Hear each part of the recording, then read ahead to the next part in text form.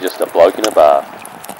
What is up, ladies and gentlemen? Welcome to another episode of Bloke In A Bar, brought to you by Bloke In A Bar as usual. The beer of summer, the beer of sport. We've also got our main man, Guru, who unfortunately, he's a bit crook at the moment. How you feeling, big dog? Mate, I've been better. Fingers crossed we get a negative test back over the next few days, but thought we'd play some smart footy and go Zoom. It's a bit weird going back to it just quietly. Yeah, I mean, it was weird that Zoom, I didn't even know what Zoom was before 2020.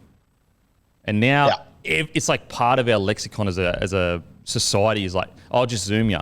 It used to be like Skype. You know what I mean? It's crazy how things change. Crazy.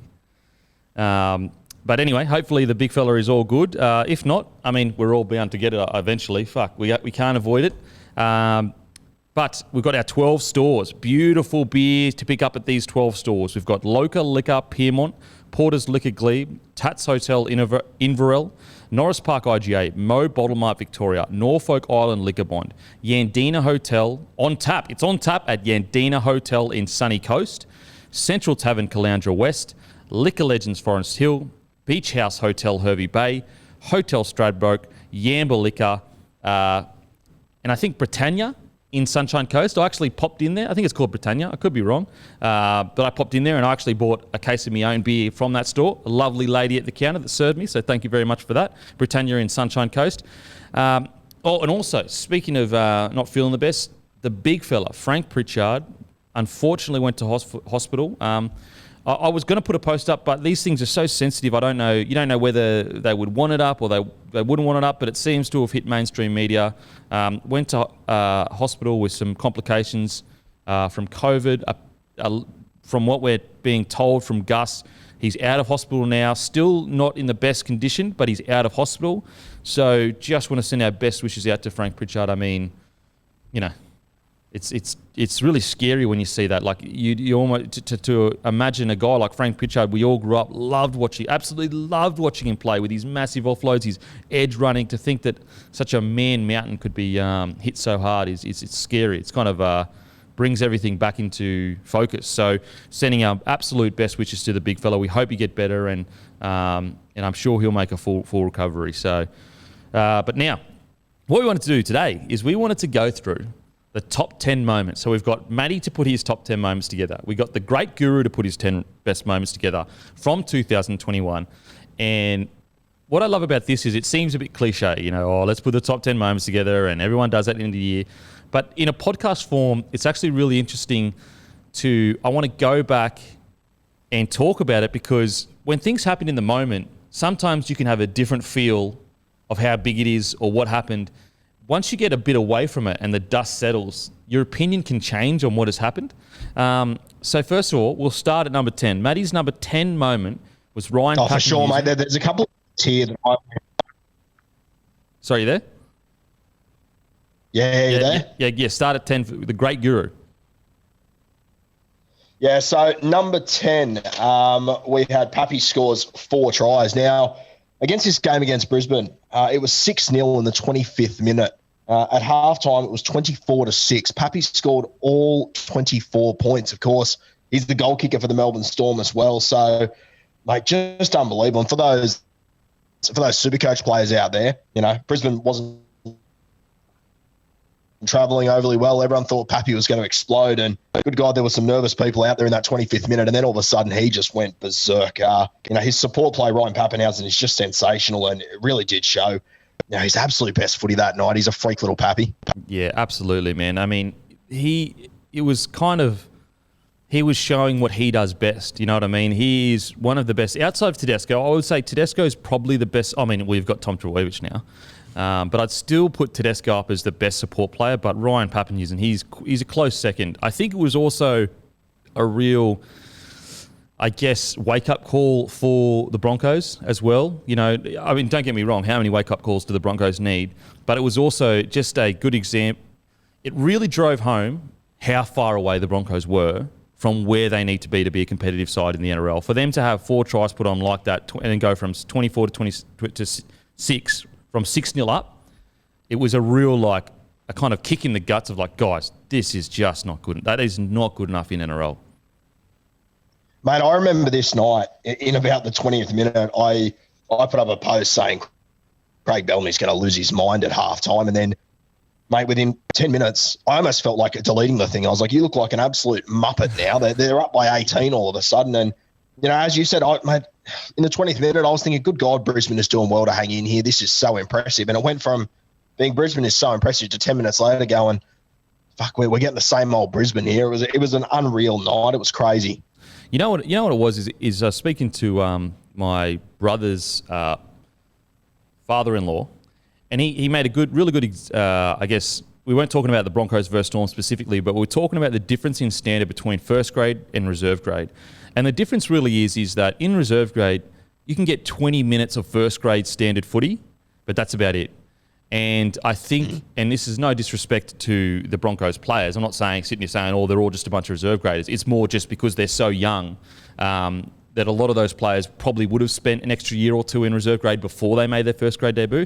Now, again, to be clear, this may pay massive dividends in the future where for the next 10 years we've got these hardened, young fellas that are just guns. But I think it really did show that the standard difference was pretty much first grade and reserve grade that night.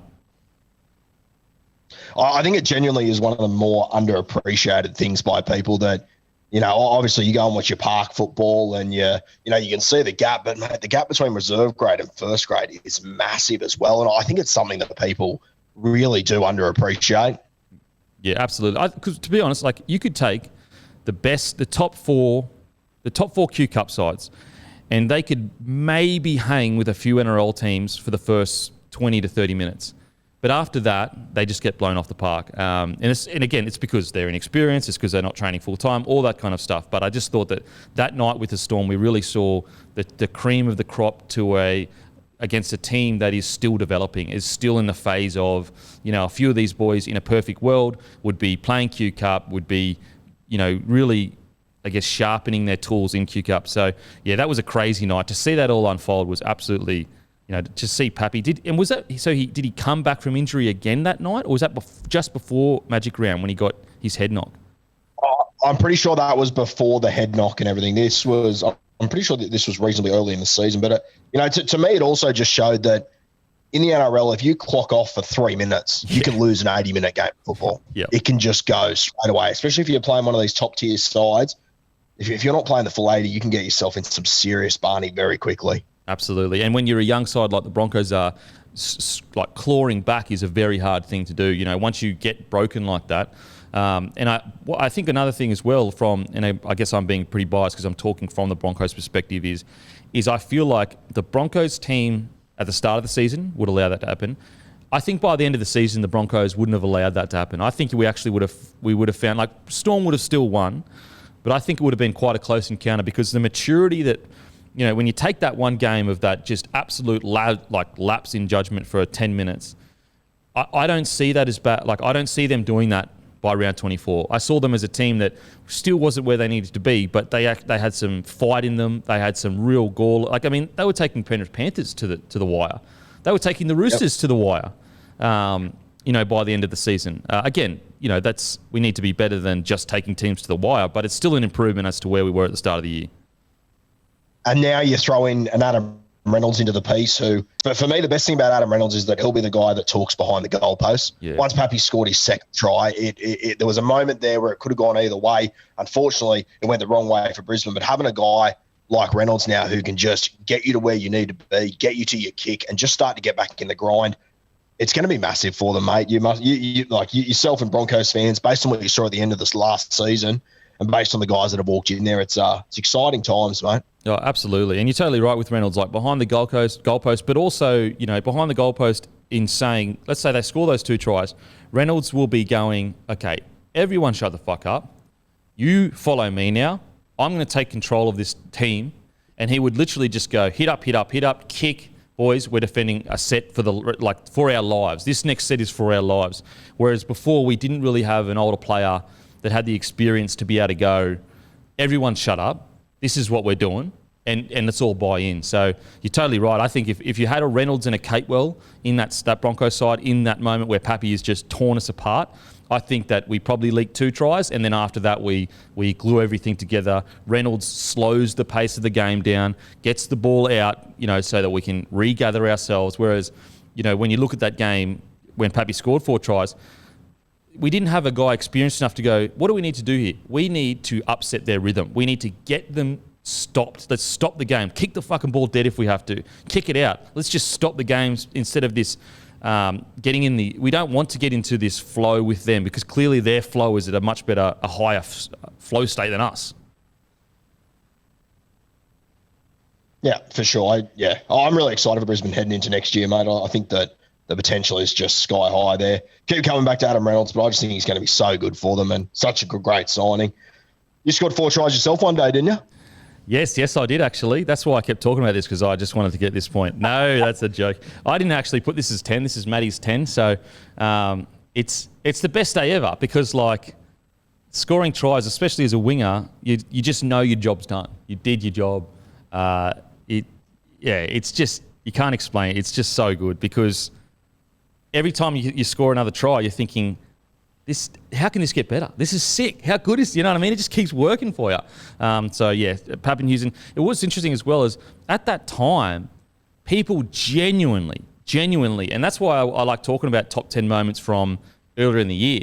It's going to sound crazy, but at that time, there were some people saying, should Papenhuyzen have the New South Wales number 1 role? And anyone that denies that is fucking talking shit because I was saying that is crazy. Papenhuyzen is being really good, but there's no one taking that role from Teddy. Do you also remember that chat? Some people, not everyone, there were some people.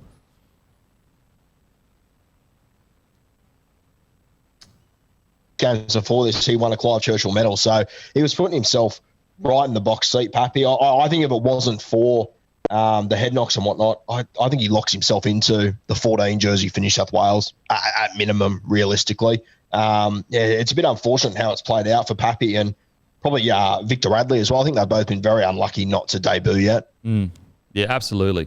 So, sorry, you just cut out at the start there. Were people also saying to you that, Pappy might take Tedesco's spot? Oh, yeah, for sure. It was a real thing out there. People were getting proper keen on him. I think, obviously, Turbo, I don't think he'd started playing yet. I think he was out for the first few weeks. And Teddy was playing 8 out of 10, which, unfortunately, we expect 9 and 10 out of 10 for Teddy. So, I mean, if Pappy was playing the games that Teddy was playing at the start of the year, we'd still be incredibly impressed. But Teddy just sets such a high standard for himself. It's almost unfair on him. Oh, yeah, absolutely. Teddy is a victim of his own consistency. We are so used to Teddy playing, he's having year after year, all-time years. He's had 4 years in a row where you could match that up against the greatest, outside of Tom Trbojevic, because obviously that's an outlier. But if you matched up those 4 years against Billy Slater's best 4 years, they may not be better, but I tell you what, they would be... You wouldn't be crazy to match them up. Do you know what I mean? His last 4 years against Billy Slater's best year would be very similar, very similar. Mate, Teddy holds up. And, mate, you even go back to when Teddy was at the Tigers, mate, his form there was incredible. And he came to the Roosters. Took him 2 or 3 months to sort of find his feet. But once he did, mate, he hasn't looked back. And, I said, I don't think he's played under an 8 out of 10 in 4 years now. He is just incredible. I would agree. I would honestly, I truly believe that you could take his last 3 or 4 years and compare it against any of the best fullbacks. And I'm not saying that they would be better, but it would truly, it's a good argument. It's a very, you could, because not only has he been incredible at club level, but every time he plays for New South Wales, he plays 8 to 9 out of 10. Even this year, he was incredible, but it was just the fact that Latrell and Tom Trbojevic were godly in the way they played. That was real. I was always of the mind, don't get me wrong, Papenhuyzen was incredible, and I think that I agree with you. I do believe that if he doesn't get injured, he gets that 14 role. But there was at no point did I feel that Tedesco should have would have ever lost his position to Papenhuyzen. I think that Tedesco has played so well for so long that he actually could play for a busted for a whole year, for half a year. I'm talking, Teddy could come out for me if I'm New South Wales, give me 6 out of 10s every week, and I would still pick him at fullback over Tom Trbojevic, over Ryan Papenhuyzen because, A, he's delivered so many times, but B, what kind of message does that send culture-wise that a guy that has delivered you series after series wins, you're just going to get rid of him because he had 3 months of bad footy? What are your thoughts on that? Let's say Teddy rolls out next year, 2022. He gives you 3 months of he gives you 10 weeks of 6 out of 10s. He's my captain. He's my automatic captain. There's no doubt about it. He's my automatic fullback for the Anzac Test. I'm just thinking off the top of my head now. Kangaroos haven't played since Boyd Cordner retired. Teddy's my Kangaroos captain. Yeah. I'm the other option would be DCE, but I think Cleary's probably going to wear the 7 now. Realistically, I'm not sure if DCE's in the side. So for me, mate, I reckon Teddy retires with the 1 jersey in every team he plays in. He hands it over when he's ready to hand it over, especially with the way that you can use these fullbacks in other positions now. So many of them are playing centre, 14, wherever it might be. So I don't think it matters how poorly he goes, and I'm so confident he won't go poorly, as I'm sure you are as well. But I just can't see him losing a jersey in any football team that he can possibly be picked in realistically. Okay, here's a tougher one for you. So Teddy's not going to lose that 1 position. Isaiah Yeo's definitely not losing that 13 position. Who gets the 14 role, Pappy or Radley? I love Victor Radley. I absolutely love him, and I think it's criminal he hasn't played yet. But I think that if I was picking a 14, I think I would go with Pappy. Really? Yeah, only because I think that if you're going to have – this is the problem. I think that Isaiah Yeo is so good, and his combo with Nathan Cleary is so good you can't leave him out. And I think that if you're going to have Cam Murray in your side somewhere. If Isaiah Yeo's at 13, you assume he's going to be on the pine. So for me, I just think you're giving away a little bit too much size having Cam Murray and Victor Radley in your side. I think their body shapes are just a little bit too similar for me. And I would want someone like a Pappy, a Jack White, and one of these sort of guys on my 14. So, man, I reckon there's a really good chance that Victor Radley could be one of the most unluckiest guys as far as rep football goes. He's so deserving to be there. And he will play, there's no doubt about it. But, mate, over the last 3 years, has he already given away 9 Origin jerseys or something like that? Yeah. He's played so well, but whether it's injury, suspension, whatever it is, he hasn't been able to get in that side, and he's given Isaiah Yeo an opportunity to own that stage. And, I'm not sure if Isaiah Yeo could have done much more realistically. Yeah, it's crazy. And the tough thing for Victor is that the combination of Luai, Cleary, even if, Isaiah Yeo isn't playing the best, the combination, that kept Cam Murray out of the 13 jersey. So, so Radley, I think that Radley gets a bench spot. I think that Fittler is such a fan of him, he finds a way to get him on the bench. I don't know how. I know that, New South Wales are so stacked, but I just think there's going to be a way to get him on the bench. I could be totally wrong, but for me, he is what Origin is truly. When you talk about Origin players, Victor Radley is an Origin player. Mate, 100%. And I think for me, if I'm going to fit Radley in, it's probably a Sydney game. If I'm playing up at Suncorp on a fast track, I'll probably go for a Pappy. I think Sydney will be his best shot for Rads to get in. And, mate, what you said about him being an Origin player is spot on. He has got Origin written across his forehead. I'm just worried that he's given too many other class players too many opportunities. But, I mean, mate, if in 2 years' time the 13 was Radley and the halfback was Luke Keary, would you be overly shocked? Sorry, not the halfback. If Luke Keary was the 5'8", for example, Cleary will be the 7. But, mate, it's scary just to think how much depth we've got and how many guys could jump in, and it's unbelievable. Oh, it's crazy because, you take you back 4 years and you just had no depth. There was no depth. It was always, we'll go with the old faithful because he's been in there before. He's been in the cauldron. He knows what it's about. That was honestly part of the reason you selected most of your players, over the last few years. Whereas now it's more just like you've got a bunch of players that in any other generation would get a start that aren't going to get a start. So, really interesting times for guys like Papenhuyzen and Radley. Really interesting times. It's going to be similar to. I mean, it's not going to be similar to the 8 in a row for Queensland. I don't think that's ever going to happen. But it's going to be similar in the sense that there's going to be a bunch of players in a generation that normally would have played aren't going to play for New South Wales. I think over the next few years. Think about all the great players that struggle to get many games with Queensland. during that time, like that would walk into the New South Wales side. So yeah, good. I mean, it's a good problem to have for New South Wales. Now, what was your number 9, Guru? Number 9, Tom Burgess's try into Luke Brooks's length of the field run out of the in-goals to put the ball down. Players going off their heads. It went upstairs, and you knew the game was going to be decided one way or the other. And my missus is a mad South Sydney fan, so it was a very stressful 3 or 4 minutes there. But I've never seen anything like that, for it to be a video ref to check both ends of the field, and that's going to be the deciding play. And even take it back 15 seconds before that, fucking Tom Burgess, a front rower, running 40 metres to score, like unheard of. It was an incredible moment, and we had tales of Tiger Town, and watching Madge in that moment, it was agonising to watch the emotions that he went through. Yeah. Oh no, absolutely. It's the one person that should get more raps that doesn't get raps in such an incredible moment in a match that didn't really mean much for both. I mean, it meant a lot to the Tigers, but the ref let it go. A lot of refs would have just gone. Sorry? Yeah, the ref could not have done his job better in that moment. Absolutely. And the commentators still got stuck into him. Everyone blew up. It's like, what did you want him to do? He absolutely nailed it in that moment.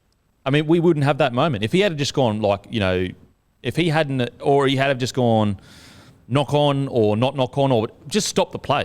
Because he could have stopped the play when that all happened. But for him to just allow it all the way to the other end, it turned a great moment into a moment that I think Rabbitohs and Tigers fans specifically will remember forever. Like, Matty, you remember that forever, won't you?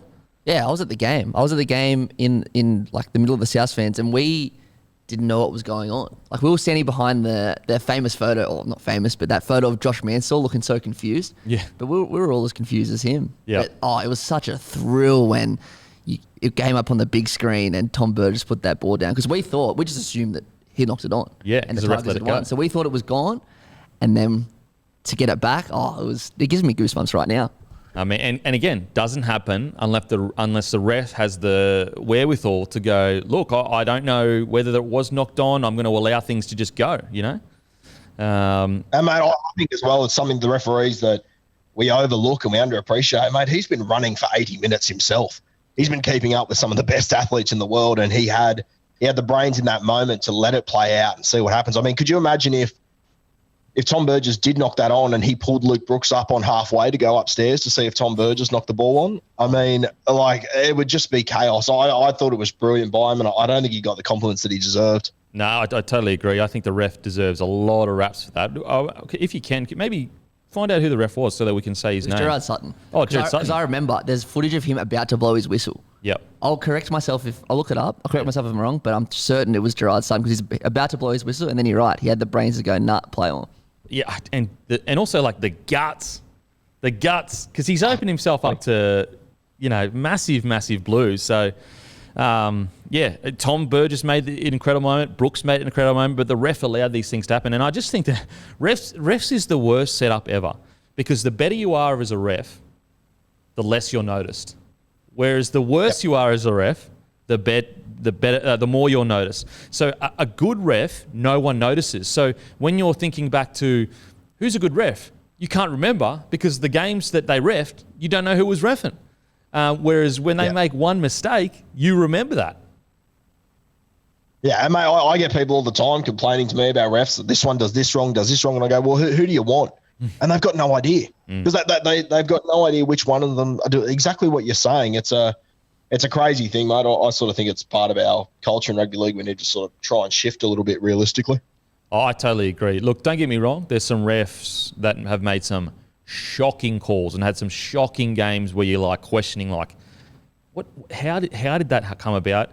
But they're one every, in my opinion, I don't know, 20 games maybe. Most of the time, they're 50-50 calls that the ref, like, I just think refs get a bad rap. Like, do you really think they're going out there intentionally trying to, make the wrong call or anything like that? I totally agree. If we can somehow shift the culture of, these are blokes just that love the game probably more than anyone. If you're a ref, you've got to love the game more than anyone because you don't get any praise and all you get is negativity. I totally agree with that. Again, doesn't mean that you can't. It doesn't mean you can't break down a play where you feel the ref's got an error. Just like a player, you can break the game down and be like, look, he made an error. But at the same time, I feel like refs should get raps when they do a really good job. I thought during Origin the refs were fantastic. I thought the refs really let the game flow. No, mate, they were brilliant. I think the other thing that people have got to appreciate is that the great thing about rugby league is there's so many grey areas. You don't know what's going to happen next. And the grey area, mate, I couldn't think of anything worse than trying to referee this game at the moment. It is faster than it ever has been. There is more rules than it ever has been. The smartest guys in the room are not the referees, they're the coaches, and they're trying to take advantage of the referees realistically. So it's a very tough gig. I think, I think we need to start appreciating the job that the referees do a little bit more realistically. Absolutely. Now, at number 8, we had Sam Walker had nice miraculous comeback against the Sharks. Is that what you had, Guru? Yeah, mate, I had Sammy Walker here, and an incredible night for a guy. I think this was round 5 or round 6. So Cleary played the first 2 weeks, and Walker came in. So this was very, very early days. He was very green, and I actually went back and watched highlights of this game to have a look at it. And mate, Walker, he let in a try to Will Kennedy very, very early. Will Kennedy just ran over the top of him and scored. And for most 18-year-olds playing their 3rd game of first grade, getting dusted like that should rattle them. That's what I love about Walker. Nothing rattles him. He just stands up and delivers. He always wants the ball in his hand. It was 18-10 with 11 minutes to go, and he put this pass in to Daniel Tupou on the left edge. Those big floating balls he does, which, were the trademark of him this year. And I watched the play before that. He went down the right edge. He dropped Tupanua down on the tram line, and then he just sprinted out to the other outside the post to get himself into the spot for the next play and landed that pass. Sort of did a bit of a double take on it like Joey used to do, and he let the defence come up and make a mistake. It's just that whole think fast, play slow. You normally don't see that till guys are 30 years old. For Walker to be doing it when he's 18 in his 3rd game of footy, it was unbelievable. And, the job wasn't done. Daniel Tupou, an unbelievable effort. I think you've said it a number of times. Probably the most underrated guy in rugby league. Definitely the most underrated winger, in my opinion. But what I noticed was on the next try, he scored it himself. And he beat Chad Townsend. Now, when you watch the defensive line, I'm sure you would have seen it too. Yeah. You watch the defensive line, mate, the winger, his torso is facing the sideline because he knows, this kid can throw a ball 20 metres whenever he wants. So then the centre's shifting out as well. So it's just an entire shifting line that are so scared they're going to get on the outside of him. Mate, it creates havoc with the defensive line when with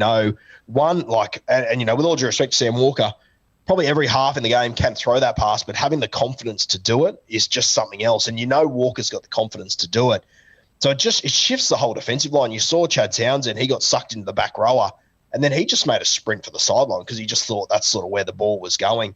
Mate, he's got a special career in front of him, Sam Walker. We spoke about it a few weeks ago, how banged up he gets and stuff. But, mate, just that 15 minutes or so, I mean, it might be over the top, but that was Joey-like. I think he scored one and set up 2 or 3 in the last 15 minutes. It was incredible.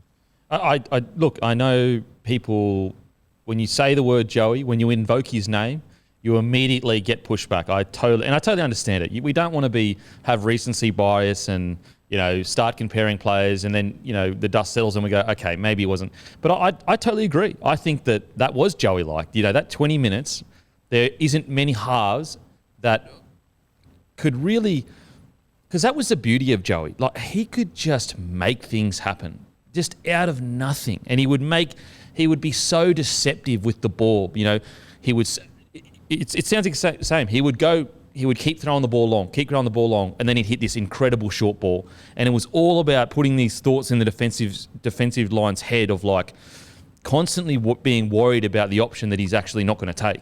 And Sam Walker did that. He was throwing these crazy long balls, scored 1 or 2 tries off it. Then he throws a dummy. Townsend's no mug either. Townsend's experienced. He's won a grand final. He's beat Townsend beat the Melbourne Storm in a grand final. So for Sam Walker to be playing mind games with a defensive line at 18 years old, it is incredible. I cannot express People don't understand that these weren't tries where, oh, how good was it that Sam Walker just executed the last pass on a really great play because he had an extra number on the side, like on the edge there. These were plays that were concocted and created purely by Sam Walker's mind. Do you know what I mean? You know what I'm saying? Where, usually we see a young guy come in and we're giving him major raps because he executed a coach's play. We're going, the coach's play that he's been training all preseason, he nailed it. Fuck, what a good player. Sam Walker literally went out there and just conjured up deception, conjured up execution, and that was what was so incredible about that 15 minutes. Again, we're not sitting here saying he is Andrew Johns, but it was very Johns-esque of taking a game by the scruff of the neck, using deception and manipulation over a period of time to score tries in both directions. Yeah, and I think as well for people that are listening, like it's worth going back and watching the highlights of that game, and it's worth watching the play before they score off, where Sam Walker, he dumps Tupanua over on the right touchline. The play before where he scores himself, you see him behind the ruck and he's barking at Jared Hargraves, get one to the sticks, take it there, and then he gets the ball. Like, it made even to be 18 years old. Imagine if I said to you, hey, can you scream at Jared Hargraves and tell him where to be? Yeah. I couldn't think of anything worse. 100%. And this kid is, and people say, oh, he's been doing it all preseason. He really hadn't, because he wasn't the halfback in the 5'8". He hadn't done those sort of reps in the preseason. He'd stepped in here and there. He was third or fourth in line. Exactly. Yeah. And now here he is, round 5 against the Sharks, who, I mean, they're a tough bunch too, Cronulla. That's what they've been built on. They're tough. They're resilient. Mm-hmm. And for him to have that sort of game when they're down, I thought it was incredible. And, there was the last pass he threw to Brett Morris in that game where Tedesco dug into the line, and then Sam Walker got the ball a little bit wider, and he wasn't at first receiver like he is sometimes. He's a little bit wider and threw another one of these floating balls. And I think people underappreciate how much balls it takes to let the ball float in the air for that long. When you're the longer the ball's in the air, the more opportunity it is to get snatched, the more opportunity the defensive line has to react to it. Walker makes it look so easy, it's not even funny. Yeah. Oh, absolutely. Totally agree. And the guts, when you're behind, if they take that intercept and run the length, he's a villain. He's the worst bloke in the world. What an idiot. Why are you throwing long balls? Just get through your set, build pressure, all the typical stuff we hear. So that was an incredible moment to watch. And again, I totally agree with you. It wasn't just Sam Walker came out and had a blinder. It was Sam Walker came out and got busted up by Wade Graham in that first half. Like, they were targeting Sam Walker, and Wade Graham was a king of that. Wade Graham gets injured. They go away from busting Sam Walker up. And then he has the mental fortitude in the second half to bounce back. Do you know what I mean? It's one thing it was just his day, but I think it's going to get lost in the fog. It wasn't Sam Walker's day. He was getting fucking just blokes running left, right at centre M. He was holding his shoulder. So it was actually, he fought to make it his day, and that makes it even more incredible. Yeah, and I mean, we obviously said before, whenever you mention Joey, people sort of shit themselves and get upset. But the other thing about Joey is that he could have been a back rower if he wanted to.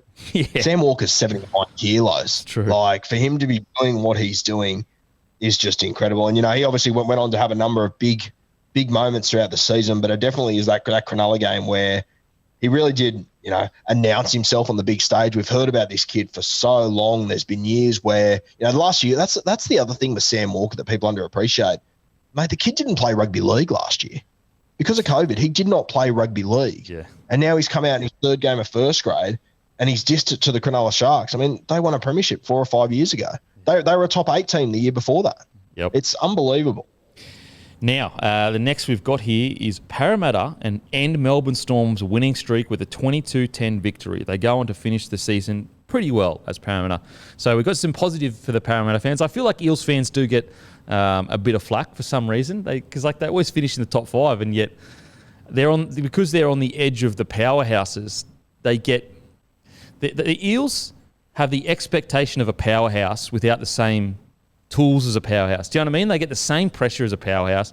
And you know what? You'd rather be that than a team that, we made the finals. How good's that? But I thought that was a massive moment for the Eels against a Storm, ending the Storm's winning streak. And it was a team that had been known to fade out at the end of the year. I actually think that it's sad for the Parramatta Eels because this really kick-started their momentum into a finals berth. You know what I mean? And then that game against the Penrith Panthers where they truly didn't deserve to lose, but neither did the Penrith Panthers.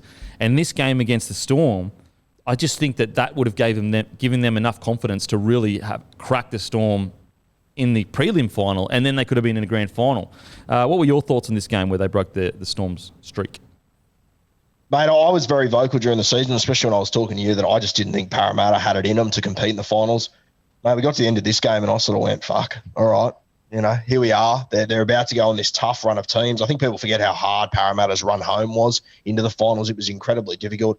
This night they were unreal. Melbourne, you know, these funny sort of things happen in rugby league. Melbourne were trying to break the Roosters record from 1975, coached by Jack Gibson, captained by Arthur Beetson.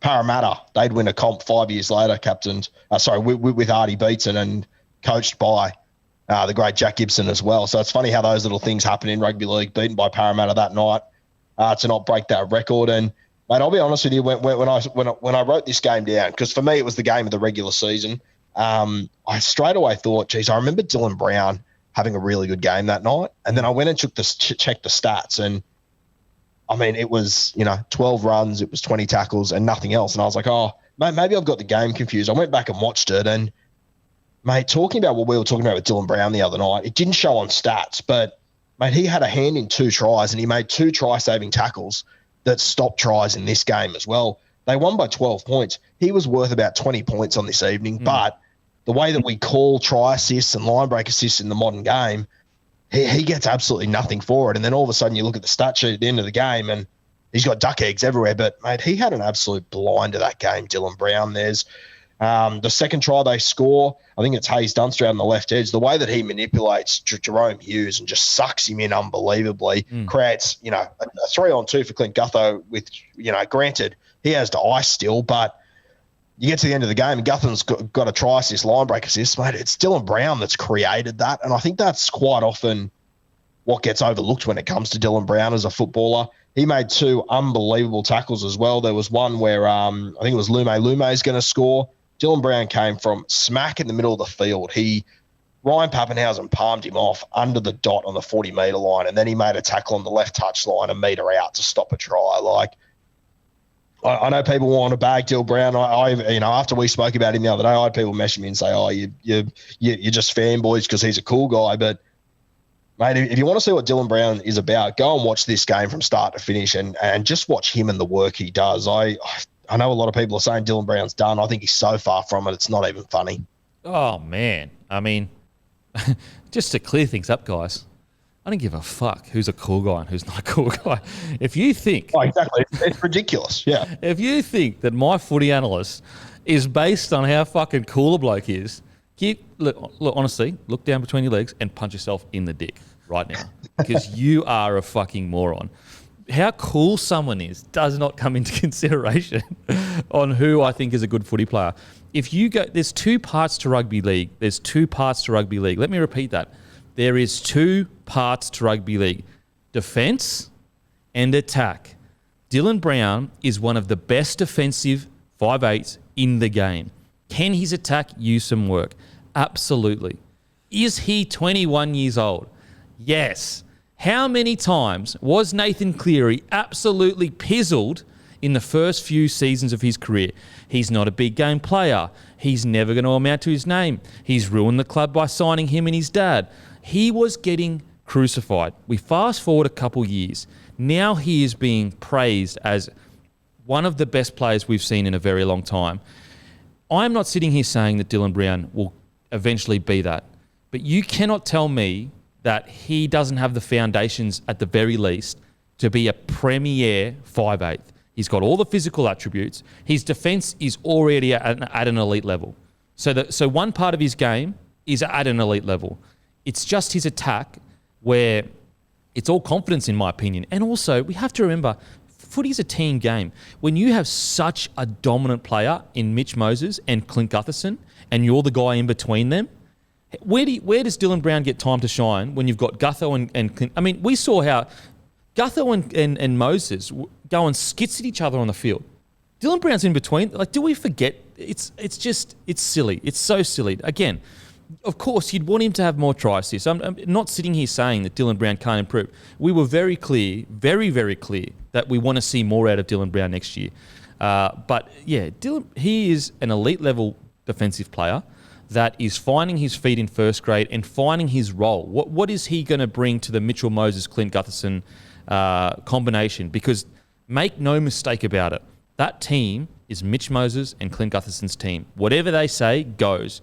And it's going to take a couple years for Dylan Brown's voice to be strong enough and balanced enough to be able to say to Mitch Moses and Gutho, oi, shut up, I'm taking a play down here. Or not even shut up. Gutho, get down the short side, I need you there. And who knows, he may not develop into that player. I'm not saying he definitely will. But how many times do we have to see a young guy slowly develop into a gun before we realise that we can't expect these 21-year-olds and 22-year-olds to be mature 30-year-old players? We need to give them time to develop. And I think Dylan Brown, I think he had a solid year. I don't think it was bad at all. I think that you'd probably give him an 8 out of 10 for his defence and his attack maybe a 6, which would give him a 7 out of 10 year. So, yeah, I'm not understanding the Dylan Brown negativity. I just, that's bizarre to me. I think he's actually progressing quite well when it comes to him as a footy player. And mate, as I said before, if you go back and you watch this game and you just watch Dylan Brown, I think we get too focused on stats sometimes. And, you know, I've heard a lot of people say he only had 2 try assists last year. Fuck, mate, he had 2 try assists in this game, as far as I'm concerned. There was one where he scooted down the short side. He came from the open side. He went down the short side. He created a 3-on-2. He drew him past to Bryce Cartwright, and Bryce Cartwright threw the ball to the winger, and they gave Cartwright a try assist. He had another one where he completely manipulated the defence. He put Clint Gutherson in a 3-on-2. Gutho gets a try assist. Like, it's very similar to Adam Reynolds at South Sydney. You watch what Adam Reynolds does, and mate, he's not getting a try assist in every play, but he bloody well should, because he's creating all the opportunities for Cody Walker. And I think it's something that we really do underappreciate, where sometimes stats do lie. Oh, absolutely. I think that's bottom line. I think people get too attached to stats and too attached to, you know, Supercoach scores and stuff like that, when you've actually got to watch the way that this kid goes about his footy. And as you said, mate, this is Moses and Gutherson's team, and with all due respect to them, so it should be.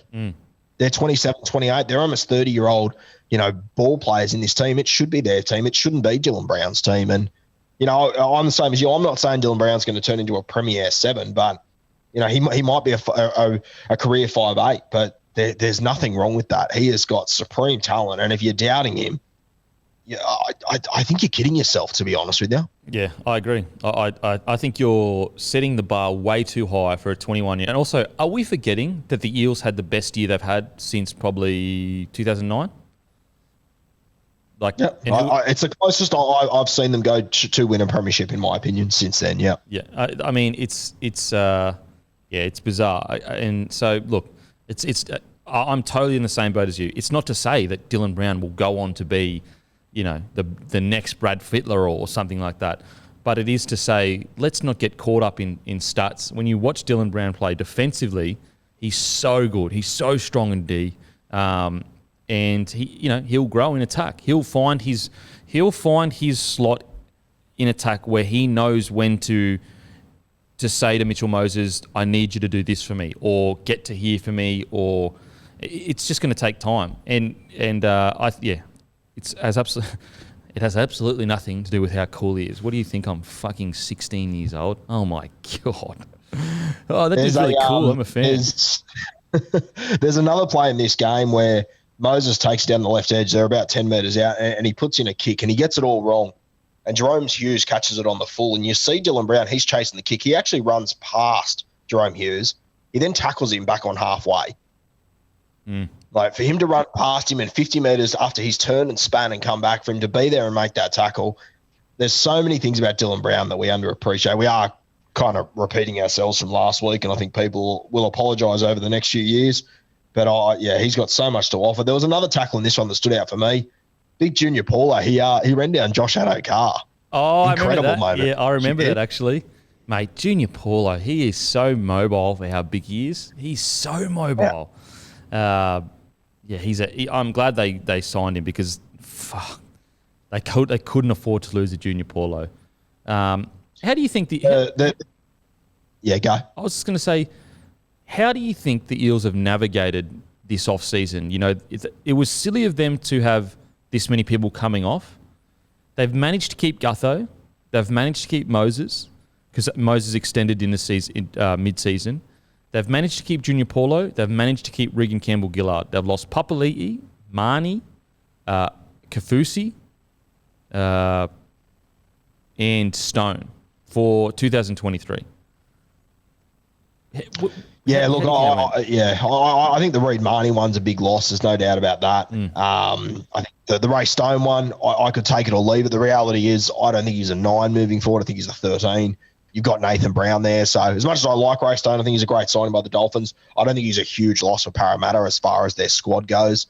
If you did need another 13, you could use Junior Paulo in that sort of role as well. So I think they will be okay without him. I think Isaiah Papali'i, mate, he's coming off a career high year that's come from nowhere. I don't mind Parramatta not paying huge overs to keep him there, to be honest with you. It's always a bit of a punt. If he's able to get that big money elsewhere, I'm sort of happy for him to make a move. It's very hard off a career high year to get to those levels. Once again, the Marnie one worries me, but mate, the guys that you mentioned that they've re-signed between Moses, Gutho, and Paulo, mate, that's a team that's going to get you to finals footy every year, in my opinion. Yeah, I agree. And I think it's, as much as we hate, as fans, it sucks that they sign a year out, but it gives the Eels such a chance now to go, okay, we've lost Marnie, we've come to grips with it. No, I forgot they signed Hodgson as well. Yeah. And so it gives them time to replace Marnie. And I think that the Eels are going to have faith in their development to go, okay, look, maybe we're not going to get a guy as good as Reed Marnie, but maybe we're going to get a guy that's on 200 to 300K that just delivers really good pill to Mitchell Moses and defends really well. And that's all we need from him. And then they can spend their money elsewhere. I agree with the Papali'i thing. I think, and look, he gets a bad rap because of what happened at the Tigers with Ryan Madison. But he is, you go and watch when the Eels are going well and Madison is playing, and I know he's had some issues with head knocks, and let's just assume he's going to be injury free for the rest of his career. He is a fucking top tier back rower. And I think the Eels were backing that. I think the Eels are going, look, Ryan Madison, they've probably got him for maybe 400, 300 to 400. Instead of paying Papali'i 600, we keep Madison because they re-signed. I'm pretty sure they extended Madison this year. It would have been probably for less than he's worth due to the fact that he'd had some issues with head knocks. I think they're banking on the fact that, a year ago or a year and a half ago, Madison was in the New South Wales squad. And when you look at when the Eels are going well, Madison is a big part of that. Matter of fact, I think it might have been the Storm game where he was a big reason for 2 of their tries. I could be wrong. With crossfield kicks or something. Anyway, do you feel that they've kind of banked on the Madison being injury-free going forward? Yeah, I think they have, and I would as well. I love Maddo. I think he's a tremendous player. I think people forget that he's a premiership winner as well. He came through that Roosters system. He won over there. Came up with a couple of big plays in that grand final as well. Like, he's a proper footballer. He's another guy that I would put him into that Victor Radley category that, I'm not sure if he's going to play Origin football now. He's probably been unlucky with his timing and everything, but mate, if he was to be picked tomorrow, he wouldn't let you down. He's a proper professional too, Ryan Madison. I'm sure that you've spoken to him on your podcast. You'd be able to talk more about it. But mate, every time I see him, everyone else has got a beer in their hand. He's got a kombucha. He seems to be training all the time. He just seems to be a complete professional. So I'm more than happy to back Maddo in to hopefully go injury free, because if he does, you've got a premier player as well. And you've also got a guy that can play lock forward as well. He's got a bit of handy ball skills. He can handle himself in the halves as well. Played a lot there when he was growing up. So, and the game you're talking about, he scored a few tries off kicks and whatnot. Mate, he's got that sort of ability. He's got that sort of ability to be able to pull something out of nowhere. And then you look at the stat sheet and he's made 45 tackles and he's missed none. And his edge is always so solid because of him. I'm a big fan of Maddo, and as I said, I think letting Papali'i go, I don't hate it. I think they've got enough guys to be able to cover that loss without a doubt. Yeah, and it's, don't get me wrong, absolutely stings. Papali'i was playing such good footy. But I just think it was a reality of the salary cap. There's only so much you can do to keep certain players. And if they could have managed to find a way to keep him, it would have been incredible for the Eels. But I think they're banking on Madison, Brown to really cover, to cover that top tier of back rower that you need. I know Brown is a 13, but they're just that top tier edge back kind of players. Like you put Brown on his best day, you put Madison on his best day. That's right up there with Crichton. It's right up where they're like Brown on his best day is, just a tick under Murray, a tick under Isaiah Yeo. He brings a very different kind of thing. And I think in Eels' defence, Brown and Madison, they've really struggled to get a long stretch of games together over the last 12 months. And the oomph that Brown brings, I think, is going to really help them in 2023. So, that was a big victory. Now, this is a really interesting one, this next one, because when it happened, it was huge. And then I think that Sharks, I don't think they handle it really well, but they kind of navigated their way out of it because they had such a good signing, and then they ended up signing really good players. But when you look back on hindsight, and the fact that they didn't make the finals, you could argue that the John Morris sensationally being sacked by the Sharks probably hurt them more than it should have, and probably ended up being they ended up paying the price of mismanaging the way they got rid of John Morris. Now, again, I'm not saying that it was a bad call to sign another coach, but the sacking of John Morris, I do feel it was handled poorly by the Sharks. Now that all the dust is settled, looking past the fact that they did end up signing really good players and Craig Fitzgibbon ended up signing with them, the fact of the matter is they missed the finals, whereas under John Morris they didn't. What are your thoughts on it? I thought the sacking was an absolute shit fight. There's only half the teams that make the finals every year. John Morris made it 2 from 2. And then you consider what actually happened throughout those seasons, how much footy Sean Johnson missed, Matt Moylan, Wade Graham. Do you remember he had Josh Morris and he let him go to the Roosters because he had Bronson Xerri? Then he lost Bronson Xerri. He lost 2 guys that, Josh Morris is an Australian centre. I think Bronson Xerri would have been an Australian centre over the next few years. Like, he lost premier players. You had, Josh Dugan, who, like, he wasn't himself for a very long time there. There was so many guys. And he had a salary cap. He had salary cap.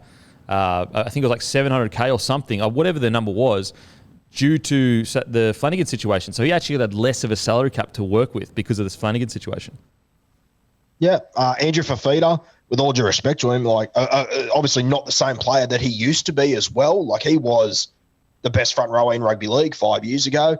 He's probably a bench front rower there. He's going to do his job, but it's a lot of oomph that you've lost there as well. I mean, I just think that John Morris had so many things go against him, and he still managed to make finals 2 years in a row. Now, granted, last year was a shortened season. They had a record of 10-10. I understand that. At the time, they were the worst team to ever make finals. But, I mean, he got them there, all things considered. I thought it was very tough on him to get dumped. I think that I'm not sure if I've ever seen something so poorly handled that's turned out so good, to be honest with you. It's crazy to think about it in hindsight.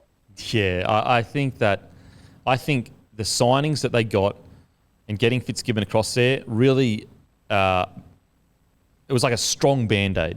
And I think that we can't, it's very easy to forget that the same people that are overseeing Fitzgibbon treated John Morris like this. And again, I'm not sitting here saying if you're a Sharks fan that you should be going, oh, okay, you know what? Actually, that's fucked, and our season was shit. Not at all. I'm of the mind we could be seeing. Now, you know what? I'll just say I'm of the mind. I've got that much faith in Fitzgibbon that we could be seeing the next club to push into that top 6, top 5, like the Parramatta Eels did a few years ago. I truly, that's how much I rate Fitzgibbon. That's how much I think he's going to bring. So I'm really bullish on the Sharks being that next side. But everything's great now because they've signed Hines, they've signed Finucane, they've signed, Cam McInnes. The concern is if they struggle, will the board treat the new guy like this? I'm assuming not, but it is just something to mention. It's something just to not forget. Yeah, and look, I had Craig Fitzgibbon on my podcast started last year. Champion fella. Awesome bloke. The one thing I will say about Craig Fitzgibbon that I think people are maybe overlooking a little bit, and, this is sort of playing devil's advocate a little bit.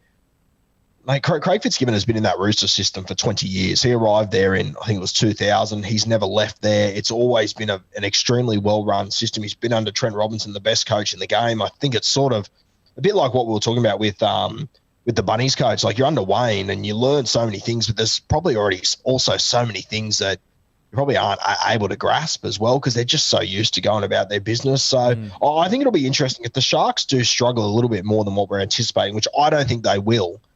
But if they do, I mean, this board has shown that apparently having a winning record isn't enough at their club. So it could be really interesting times. And it seems to me when you hear Dale talk, when you hear Nico talks, it sounds like Craig Fitzgibbon was the guy that got them over the line. So it's a really interesting situation. And I think Craig is going to be put in a lot of spots this year that he's got no experience in, which is completely fair enough. He's a first-year coach.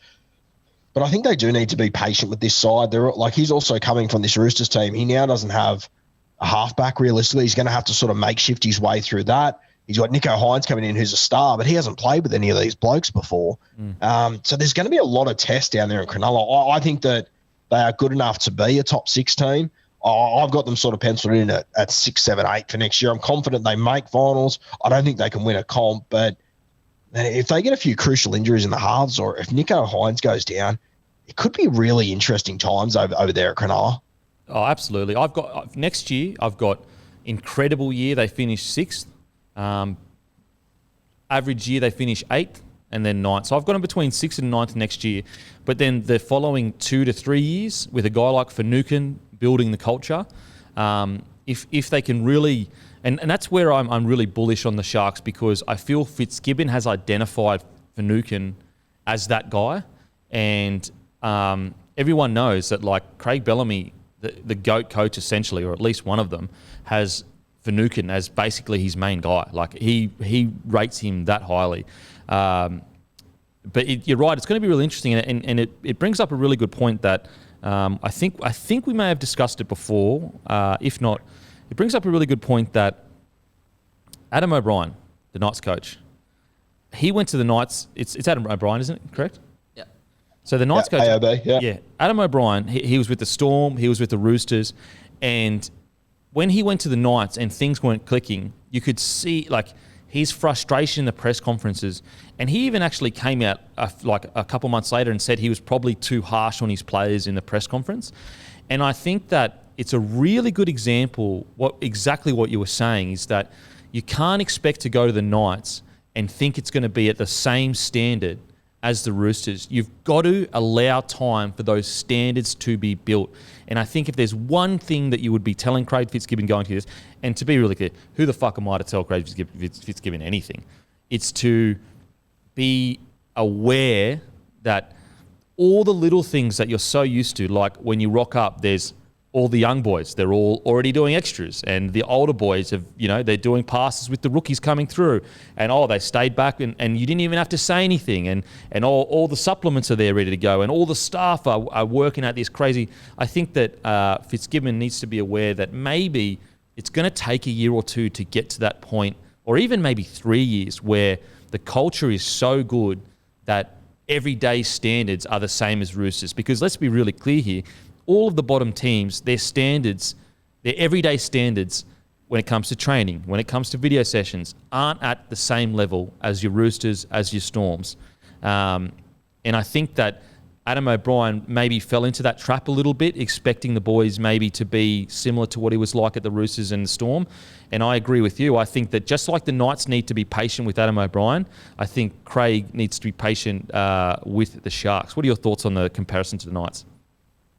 Yeah, I think it's really fair. And, all I could just think about them was Craig Fitzgibbon over the last 4 years, sitting in video sessions, talking to his halves, and he's talking to Cooper Cronk, Luke Keary. I mean, these are premier guys to ever play our game. Now he's walking to Cronulla, and this is with all due respect to those guys, but you got Braden Schindel, who's a young guy. You got Matty Moylan, who hasn't played his best footy in 4 or 5 years. You got Nico Hines, who, personally, I think he's a better fullback than he is 5'8". I think he'll do a good job at 5'8", no doubt about it, but he's also young and inexperienced. yeah, I'm also looking at this side, and I think Cam McInnes will play 13. I think Cam McInnes is one of the best defenders in rugby league, so I would have him there without a doubt. But the attacking side of things, I mean, he's not a Victor Radley, and that's the other thing that the Roosters have had for years is Radley. He's essentially a halfback in jersey 13, so it's going to be a huge transition. And I hadn't even thought about the Adam O'Brien comparison, but I think it's spot on, mate. You go from these top clubs where everything is set out, as you said, even the day-to-day at training. But then you get out on the field and you get to those big moments and you don't have those experienced heads that are signing with the Roosters or with the Melbourne Storm, probably for less money, which also allows you to put more guys around them. Like, it's going to be a tough gig. And if they have one or two injuries, which it's the NRL, you're going to have injuries. You're going to have injuries in key spots. It's going to be a very, very interesting time for Cronulla. I've got them penciled in 6th, 7th, as you said as well. But yeah, I don't think it's going to be as rainbows and smiles as a lot of people are telling me. Yeah, no, I think it's going to take time. But what I like about the signings that Fitzgibbons has made is that I think, again, I've got no idea, but I think he's identified that. I think that he's gone and said, I need to make 3 signings that are all about culture, that are all about the little details, they're all about hard work. And I think McInnes, Finucane and Hines are exactly that. And so, look, I'm a massive fan of Fitzgibbon. He's actually the defensive coach, I'm pretty sure, for New South Wales. Is that correct, Matt? Yeah, he was up until obviously this year. Up until this year. So, I mean, this guy's resume, you can't get any better. You honestly, outside of him going to the Super League and winning a comp, you really can't get a better resume than a Craig Fitzgibbon. So I have big faith in it. But to be really clear, let's not forget that Josh Morris, the handling of that, I thought was really, really poor and unfair on Morris. I feel that I understand the Sharks wanting to get rid of him early because if he then went on and took that team to like a top 6 finish, it would have made them look silly. But I think they probably needed to, in my opinion, I feel like the board probably should have swallowed their pride and just said, you know what, if he does, let's back our decision and have confidence in our decision to bring Fitzgibbon across anyway. You know, even if John Morris does take us to top 6 in some crazy season, let's back our decision and say we are confident that Fitzgibbon is the man for the job. And I feel that I understand why the board did it. You know, they're trying to protect the Sharks brand. They're trying to protect their decision. I totally get that. I'm not sitting here saying it would have been an easy decision for anyone, or that they even wanted to do it. But if that was me in that position, I would have backed my own decision of we believe Fitzgibbon is a better first-grade coach than John Morris. Even though we love John Morris as a bloke, that's my decision. And I tell you what, if Fitzgibbon comes in and we go worse, I'll fall on my sword and I'll see you later. That's the way I probably would have handled it. Very easy to say when it's your job on the line. So maybe I wouldn't have done that. So interesting times for the Sharks. At least they've got a bit of hope. That's the one thing I think the Sharks, since they won that grand final and they lost all of those club legends essentially, it's been very directionless and rudderless. We haven't really seen, who are the Sharks? Where are they going? I feel like we have a very clear direction of where the Sharks are going now. What do you think, Guru? Yeah, and I mean, you know, we just spoke about that night where Pappy scored 4 tries and we said, you know, you can lose a game of football in 5 minutes. You just know that with Dale, Cam, the Sharks aren't going to be one of those teams. They are going to hang in the grind. They might not score as many points as some of these top-tier teams without an established 7, but he has recruited the right culture guys that I just know they're going to be okay. Defence, it still wins premierships. I think they're going to be one of the better defensive sides in this competition. So, mate, I just can't believe how well this has turned out for Cronulla based on how, I'm pretty sure John Morris got sacked the week after Sam Walker put on that masterclass. And I remember thinking then, good God, for them to play the Roosters and get beat by 4 points when they were up by, 10 with 10 minutes to go, for a coach to get sacked last night, like that week, they must have just been waiting for the opportunity for him to lose a game of football so they could get rid of him, especially after making finals the last 2 years. The optics were terrible. They were awful. From what I gathered, a lot of the Sharks players were John Morris fans, but I mean, I don't think you could possibly not be a Craig Fitzgibbon fan as well. So, man, I'm looking forward to having this conversation in a year, to be honest with you. Absolutely. And just quickly, someone left a comment, which is really a really good comment and a really good question, because we were saying we're extremely worried about the Knights because they don't have halves. obviously Clifford is developing into one. But they left a comment, and I'm assuming they're a Knights fan. They were saying, how can we say that we're worried about the Knights that don't have a half, and yet we're saying the Sharks, we think they could go really well when they don't have a half? What are your thoughts? And then I'll give my thoughts, Guru. Yeah, I thought it was a fair shout. Jake Clifford played some great footy last year. I'm not totally convinced if he's going to do that for 26 weeks straight. It's a much tougher gig. I just think that this Sharks team, the guys they've recruited, the guys that are in this team, I just think defensively they're going to be so much better. And, the Newcastle Knights, with all due respect to them, even when Mitchell Pearce was playing, they weren't a sensational defensive side realistically. They were much better in attack, no doubt about it, and they were good enough in attack to be able to beat most sides outside of the top six when Pearcey was there. But I understand where he's coming from. But I just think when you look at this side from one end to the other, the Cronulla Sharks, and you look at what they've done over the last few years, the guy that's walking in as coach, I can just see them being more successful than the Newcastle Knights. I just think the halfback is going to be such a big miss for Newcastle. And, mate, hopefully this bloke messages me in a year's time and goes, you're an absolute muppet, Jake Clifford carved, because that's what I want to see happen. Absolutely. I want Jake Clifford to kill it. I want KP to stay in Newcastle. I want them to be a powerhouse in rugby league. But I'm just calling it as I see it at the moment, and I don't see it playing out that way. Yeah, I agree. It's absolutely a fair shout, and that's why I remembered it, because I'm like, it's a good point. But when you look at the specifics of it, I would say, is Clifford that much better than Trindle? I would say probably not. I actually really rate Trindle. I think that Trindle has a lot to offer. Now, don't get me wrong, Clifford is further along in his development, but I don't feel that if you put Clifford versus Trindle, it would be a 50-50 bet who wins that battle, in my opinion. Again, I know Clifford's further along, and I hope Clifford kills it. He's shown some really good things. Whereas when you look at the number 6 for Knights, who's that? Guess who the number 6 is for the Sharks, most likely? Nicho Hynes. Yeah. And that's the difference. You've got Trindle, who essentially is as good as Clifford. You've got Matty Moylan, who definitely can, if he plays his best footy, is as good as Clifford. And then you've got Nicho Hynes, who is, honestly, any other year, you could argue was a top 3 player in the whole comp. There was a period there where his stats were out of this world. He just got swallowed up by the Tom Trbojevic machine. And so I think that is truly the difference. Now, you could make the argument, all right, well, Will Kennedy versus Kalen Ponga. But I just feel that, yes, obviously Kalen Ponga at the moment is a better player, but Kennedy is still playing some really good footy, and he actually got the Player of the Year for the Sharks. So the biggest issue for the Knights is their 6 is we don't even know who it is.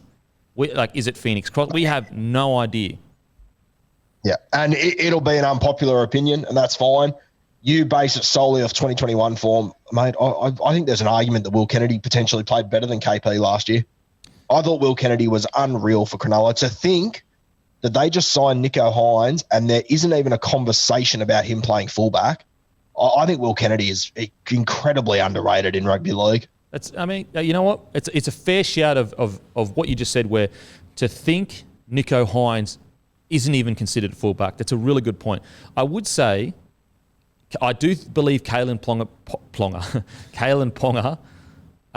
performed better. What hurt him this year was injuries. Yep. But to your point, Will Kennedy pretty much played every game. So it's not just about the one-off performances. It's about who delivered over the whole season more. I would still say Kalen Ponga, but I see your point. It's going to be probably unpopular opinion, but it's a fair shout. It's a fair shout. And if you disagree with that unpopular opinion, that's fine. But I think you got to admit that the gap between Ponga and Kennedy over the last year, I think it's a lot closer than what people, what you initially think. If you just watch the way that Will Kennedy played, and you also mentioned, Jake Clifford and Braden Trindle. Is there really much difference between them? I don't think there is. But if you said to me, name your top 12 halfbacks in rugby league, I don't think either of them get a start. Mm. And then I have to look at the rest of the side, and that's where I sort of start to lift the Cronulla Sharks up a little bit. I think they're both good young players. I think they're both handy. I think we keep coming back to it. They're young. It takes young halves a long time to develop. There will be your exceptions, Joey, Freddie, Cleary, these sort of guys. But the reality is that it takes time for these guys to develop. They've jumped around. a couple of systems and whatnot. So I wouldn't be surprised if by the end of the year these guys are, proper first-grade halfbacks that are going to be there week in, week out. But at the moment, they're young and they've still got a heap of development to come over the next year. Yeah, absolutely. And we're talking about 2021 form. We're not talking about Kalen Ponga career versus Kennedy career. We're talking about I would still have Kalen Ponga ahead though. When he did play, fuck man, he helped the Knights to so many victories. He was crucial in so many victories. But when you first said it, I was like, Guru, you're off your head. But when you sit down and really think about how impactful Kennedy was to that Shark side, even though they didn't make the 8, it's not as crazy. It really isn't as crazy as you think. So it's a fair shout that. I want to think about that because it's a fair shout. Because Kennedy, I will say, Kennedy was probably the most underrated fullback of 2021. That's a fair shout. If you said to me you have to pick one of them to be your fullback, I'm going to go with Kalen Ponga. Yeah, I'm not arguing that. Yeah. But 2021, I think there is a fair shout that Will Kennedy probably outplayed him. Has he got the same skill set? Has he got the same highlights? No way. But he did his job for Cronulla week in, week out. And I come back to once again, Nicho Hynes, who I would argue is probably a top 7 fullback in rugby league right now, isn't even being considered for the fullback jersey at Cronulla. It is interesting. It's a very interesting point. I like it. I think it's going to spark a lot of chitter chatter in the comment section, but I like it. I think it's fucking, you've put your balls on the line, Guru. You've put them on the table. They might get chopped off, but that's okay. We move forward. We keep going. Won't take up much of your table, don't worry. Okay. This one was one of my favourites. This was honestly, this could be number 1 for me because this is how much. Number 5, Wayne Bennett versus Ivan Cleary feud erupts.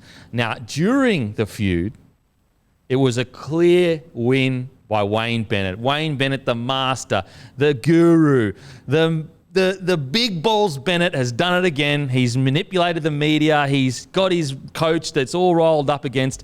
But at the end of the day, who walked away with the chockies? What did you think about this blow up? Mate, when you look at this little feud just in a bubble on its own with no hindsight, as you said, it's a knockout victory to Wayne. I couldn't believe the way that Ivan reacted. I was just looking at him going, fuck, he is paying rent in your head right now. You've ran into this trap. It's unbelievable. And it was very un-Ivan from what I thought, from what I knew of Ivan. I couldn't believe it. And, all I could picture was the drive home and Nate sort of going, oh, you kind of shit the bed there. What on earth was that? But, mate, you chuck hindsight into it. You take it out of the vacuum. And I love Wayne. I think he's probably the best coach we've ever seen. But he got out-coached that night for me. It was a game that was, and no shock. It was refereed a little bit differently to probably your regular season games. It was a little bit tighter, which happens in every finals game of every sport in the universe. And I think Ivan reacted the quickest to it. We're now seeing rule changes that are going to probably come in off the back of that grand final. But credit to Ivan. He addressed what was going on. He saw what was in front of him. He adapted to it. And, yeah, as you said, who came home with the chockies at the end? Ivan had the trophy at the end of the year. So well done to him, mate, to pull himself off that canvas. Because I'm sure there would have been a moment where Ivan would have got home that night, looked at the ceiling and just gone, fuck, what just happened? How on earth did I just let myself get that rattled? But then, mate, 6 weeks later, holding a trophy to go on the finals run they did. We'll talk about it later. But I thought it was incredible by Ivan. I still don't think he's getting the compliments from 2021 that he should. I thought it was an incredible season from him, what he achieved. Yeah, it's really interesting because it makes me think, and I'm probably way too conspiratorial about this, but was it intentional? Because it was so out of character for Ivan. Just to come out and be so public about it, and also to almost start it. To be going to the media and saying, well, this got, Wayne went to the refs and asked them to stop doing this. It was so out of character and out of nowhere. It was almost like a play that Wayne would make to put pressure on the referees. Yeah. This is a Wayne move to pressure the referees to protect their players, protect the Penrith Panthers boos or the Rabbitohs players. And so, I mean, whether it was intentional or not, it clearly had the desired result for Ivan. It clearly galvanised his team. It clearly made the refs very, very vigilant on specific things that that both coaches wanted, because it was a very tightly reffed game. But I agree with you as well. I think that in the game, I think that Wayne Bennett he has certain principles that he kind of abides. Like, Wayne Bennett's teams have never been, stretching the rules and like a lot of wrestle and all that kind of stuff. Whereas I think Ivan, he saw the holes in the new rules. He saw ways in which that they could be manipulated. Very, very Bellamy-esque, I would say. Very Bellamy for years has been so good at just here's the edge. I'm just going to keep pushing. I'm going to keep pushing it. Robinson does it to an extent. And this is, please don't conflate this with cheap tactics or anything like this.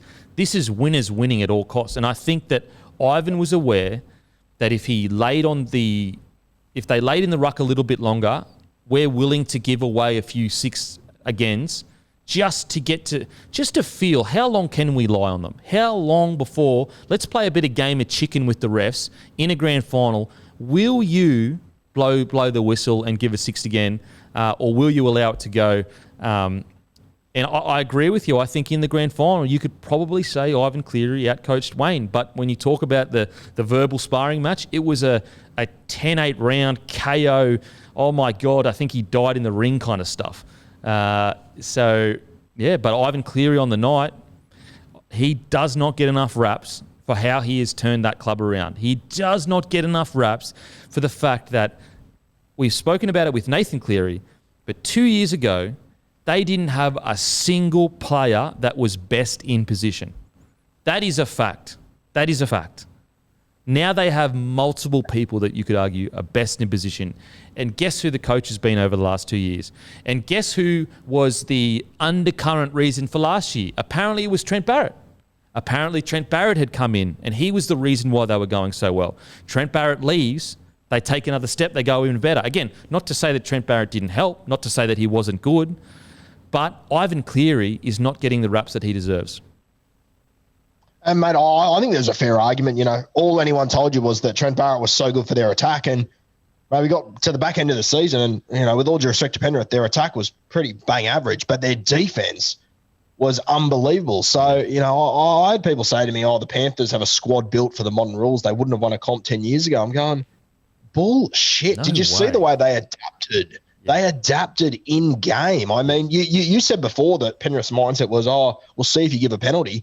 Mate, I think their mindset was you give a penalty, but then we're going to bash the opposition on the next 2 tackles, and it's not going to fucking matter anyway. Yeah. I just think they went in there with the objective to give away 6-agains. They knew that they could gear up their defense. They got out there, and the eye test said, hey, it's not a 10-metre, it's an 8-metre. We lay all day in our own half. We belt them, and then they're only going to make 30, 40 metres on every single set. And I don't think South Sydney did enough of that. And, I had South Sydney fans saying, Penrith got away with murder. It's like, same ref, same field, same game. Better coaching at that moment.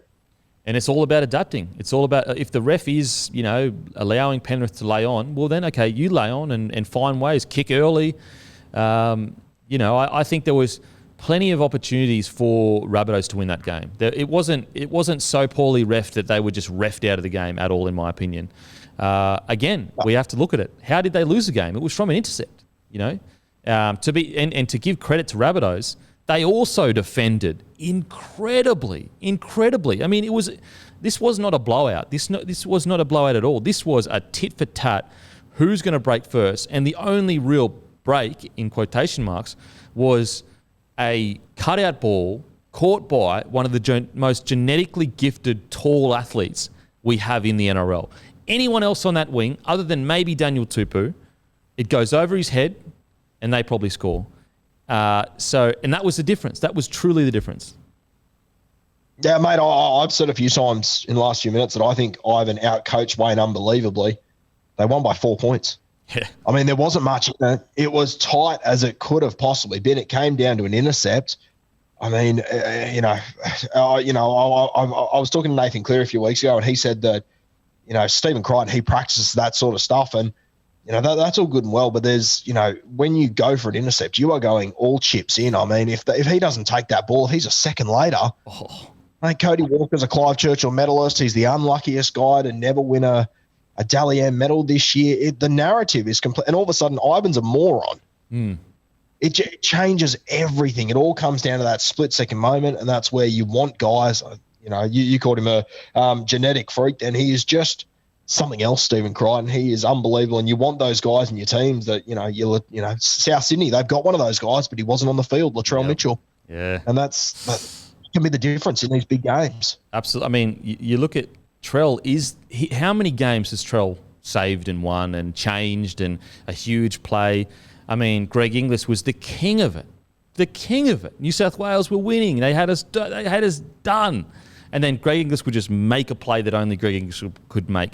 And it's the same with Crichton. Again, I'm not saying he's Greg Inglis, but Steve Crichton made a play that only Steve Crichton could make. And you know what? He made at least 2 to 3 similar plays in the final series. Put it this way, Steve Crichton is the most underappreciated player of the whole final series. Because without him... He was the MVP, eh?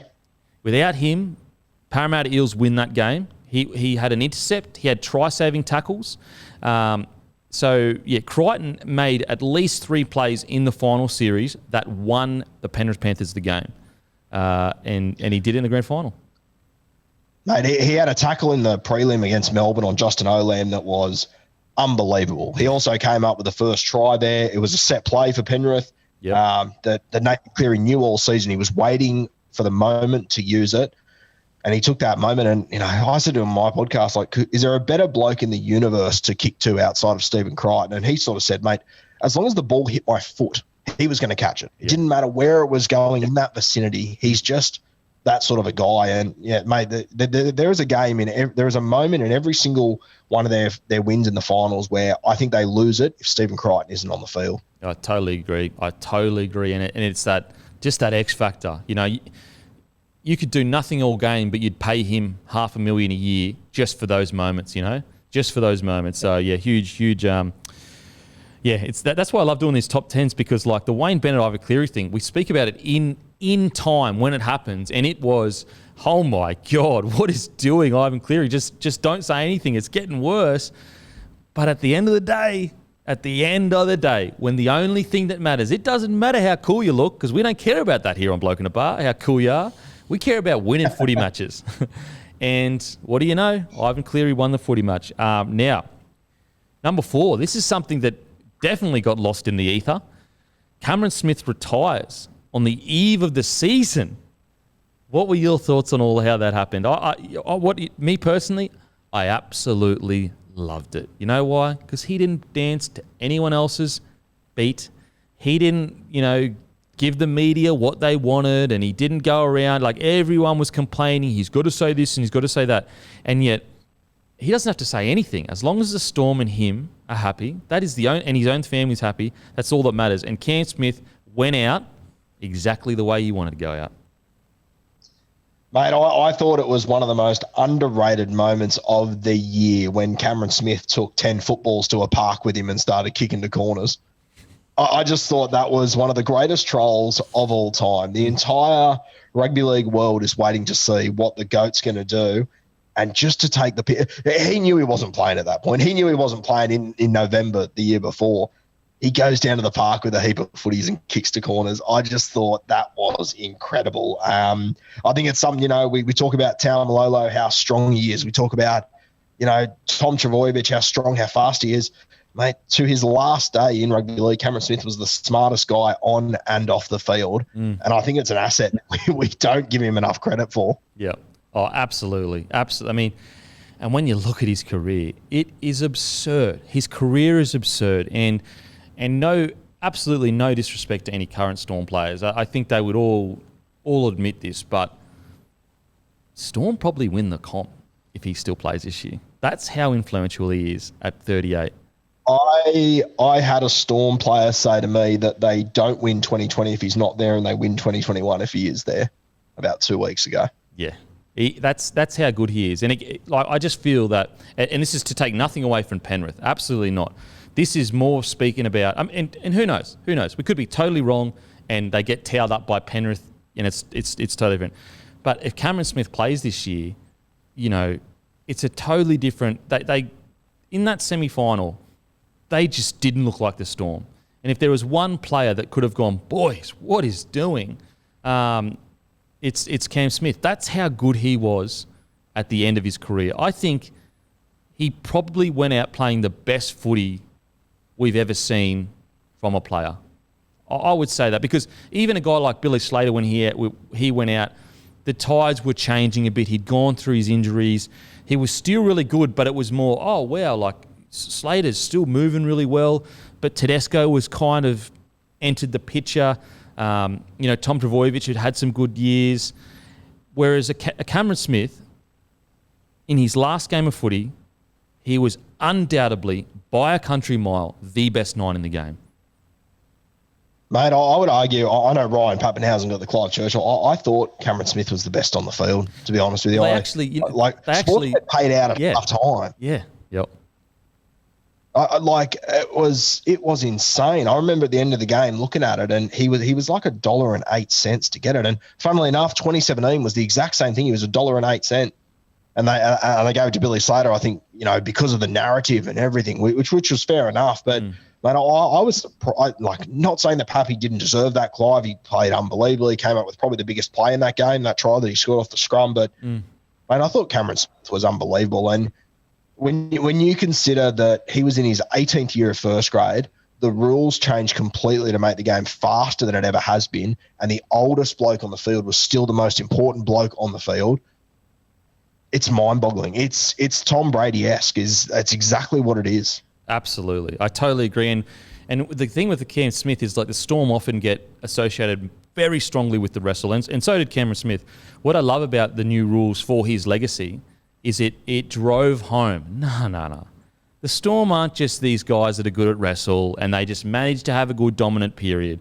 All the rules changed, and guess who was still the best player in the game? It was Cameron Smith. And we forget that Cameron Smith was playing before the wrestle came in as well, and he was playing for Queensland.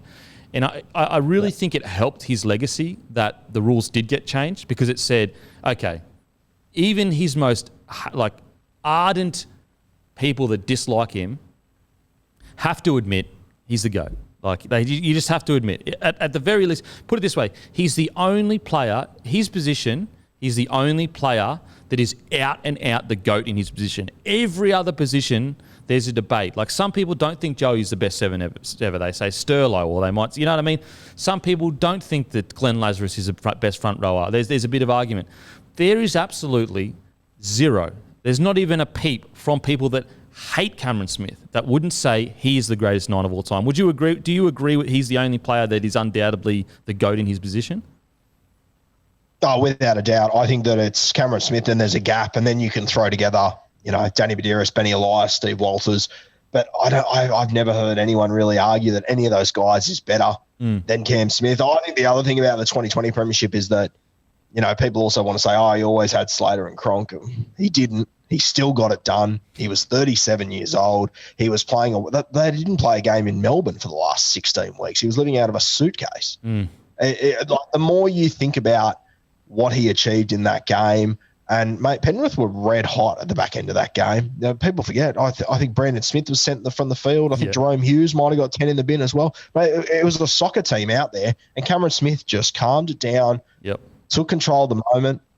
It's incredible. And you know, I said before, if he was unlucky not to win the Clive that year, he was unlucky not to win the Clive in 2017. Mate, the grand final against Cronulla, if they scored on that last play, do you know how many tackles Cameron Smith made in that game? How many? He made 74 tackles in that grand final. 74. If Melbourne would have scored on the bell, he would have got Clive in that as well. I mean, it's insane to think about the career that he had. I've been saying for a while, if you split his career into half, I think both are immortal worthy. That's so fucking true. I think the first 9 years and then the last 9 years are both immortal worthy for me. He's absolute shoo-in for immortality. Like, absolute shoo-in. The closest player I think don't get me wrong, I do believe Joey is the greatest 7. But I think there is a much more heated debate of, and a much more reasonable debate of, I actually think that this player is the best 7. Whereas I truly believe there is no reasonable debate that Cameron Smith isn't the best 9 of all time. There's any reasonable person would not, you just can't, he's undeniable. And that's why, even though I believe, I think that Lockie is the greatest player of all time, I know it's because of my bias, but you've got to look at Cameron Smith and you look at his career and everything he's achieved. No one has come close. No one has come close with what he's done. And then, and not that they are the be-all and end-all, but winning has to matter at some point. Yeah. The bloke was, 9 Origin series he would have won, 8 or something along those lines. 5, 6 premierships. Sweet, take 2 of them off him. He still won 3 or 4. Yeah. It's unbelievable. And I'm sitting here going, geez, with all due respect to Penrith, I think if he plays this year, they potentially win a premiership. You can't say that for sure, obviously, but that's the sort of influence that this guy had. And before the other thing with Cameron Smith is that, he put up a really good argument that hooker is the most important position on the field because he was so crucial to Melbourne, but no one else has been able to replicate the sort of influence that he has on a football team. So we still sort of lean towards your halfbacks and your fullbacks probably being the MVP guys. But, mate, I think Cameron Smith, you can put him into any era of rugby league ever, and I think he would be just as dominant, and I think he would make the hooker position just as important. Yeah. Now, you ever think about the careers that are ruined because they existed at the same time as Cameron Smith? Fucking poor old Jake Friend. Yeah. He's won more premierships than Joey, most of the Immortals, and he doesn't even get a feature because he was a Queenslander that came along in the same era as Cam Smith. Matty Ballin to an extent coming through. Yeah, mate. So, you had this 5-year battle between Ennis and Farah, who was going to get the Blues jersey. Yeah. And you wouldn't even have a conversation about them playing for the Kangaroos. Yeah, it's so true. It's so true. Yeah, so Cam Smith retires, and again, I loved the way he did it. So casually, you know what? I'm just going to go down and announce, see you boys, right off into the sunset. He never, ever played the media game. He never really got involved in all that. Yeah, absolutely the best way to do it. Now, number 3, Turbo suffers infamous preseason injury, returns, has essentially the greatest season of all time. Now, when this all happened, when he got injured, I thought, we're done here. I thought we've just witnessed the most potential to never be reached in the history of the game. Truly believe that. I truly believed that Tom Trbojevic would be plagued with injuries throughout his whole career because he's just too finely tuned. Put him in the NFL or something, because that way they can just control his minutes. They can control, you know what I mean? It's, he does a few sprints a game and that's pretty much it. I was sitting there going, we have just witnessed the death of truly could be one of the greatest of all time. For him to come back and put the season on that he did, you couldn't write it. If you told when we tell our kids the story of Tom Trbojevic, they won't believe when we say he had 6 line breaks, 3 tries, 2 try assists, 10 tackle breaks, and he did it every single week. They won't believe it. They'll be like, oh, they're just, rose-coloured glasses. Our parents are just, remembering the glory days. You know what I mean? They truly won't believe it. And then you got to point out that Des Hasler probably took him off in the 60th minute to put him on eye. Yes. I mean, it's incredible what he did. I've spoken about this on my page, but, mate, just some numbers. He averaged 2.3 Dally M points per game last year. Per game. So if you go back to 2007, Thurston won the Dally M with 36 points. No one's ever scored more than 36 points. Thurston did it in 25 games. If Turbo would have played 25 games, he would have scored 50 Dally M points this year, if you keep that average, which is... Mate, do you remember how well Cody Walker played this year? He only scored 26 Dally M points, so he scored 9 less than Tom Trbojevic in 10 more games. It's just the more you look into it, the crazier it gets. He averaged 2.3 Dally M points, so he was at worst the second best player on the field out of 34 every week. Every week, no matter what. And his stats are absolutely crazy. They're like 1.5 tries a game, 2.5 tries. There's something crazy, absolutely crazy. I don't care what anyone says. No one predicted this year from Tom Trbojevic. No one. Not to this extent. Nah. And what's really interesting is I remember a few years ago, someone said, I think it was along the lines of, would you sign Slater or Tom Trbojevic to Andrew Johns? I'm pretty sure. It was Tom Trbojevic and some established first grader. And he said Tom Trbojevic. And he got a lot of pushback. Everyone was going, are you serious? Like he's good, but he's young and rah. Joey could clearly see what this guy could do. But it just...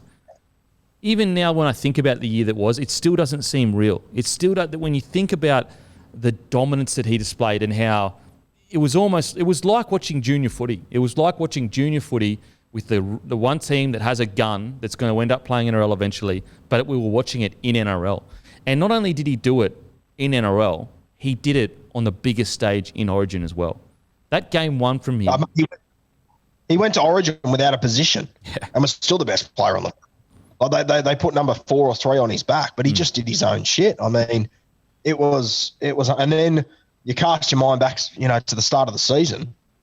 Manly looked like they were going to be lucky to finish last in the first 4 weeks without him. Yeah. All of a sudden, top 4 side with him, and they are demoralising teams by 50 and 60 points. Like, mate, it's a phenomenal season. I don't think we'll ever see anything like it. If we are going to see anything like it, you know who it's going to be? It's going to be Tom Trbojevic somehow outdoing himself. Oh, yeah.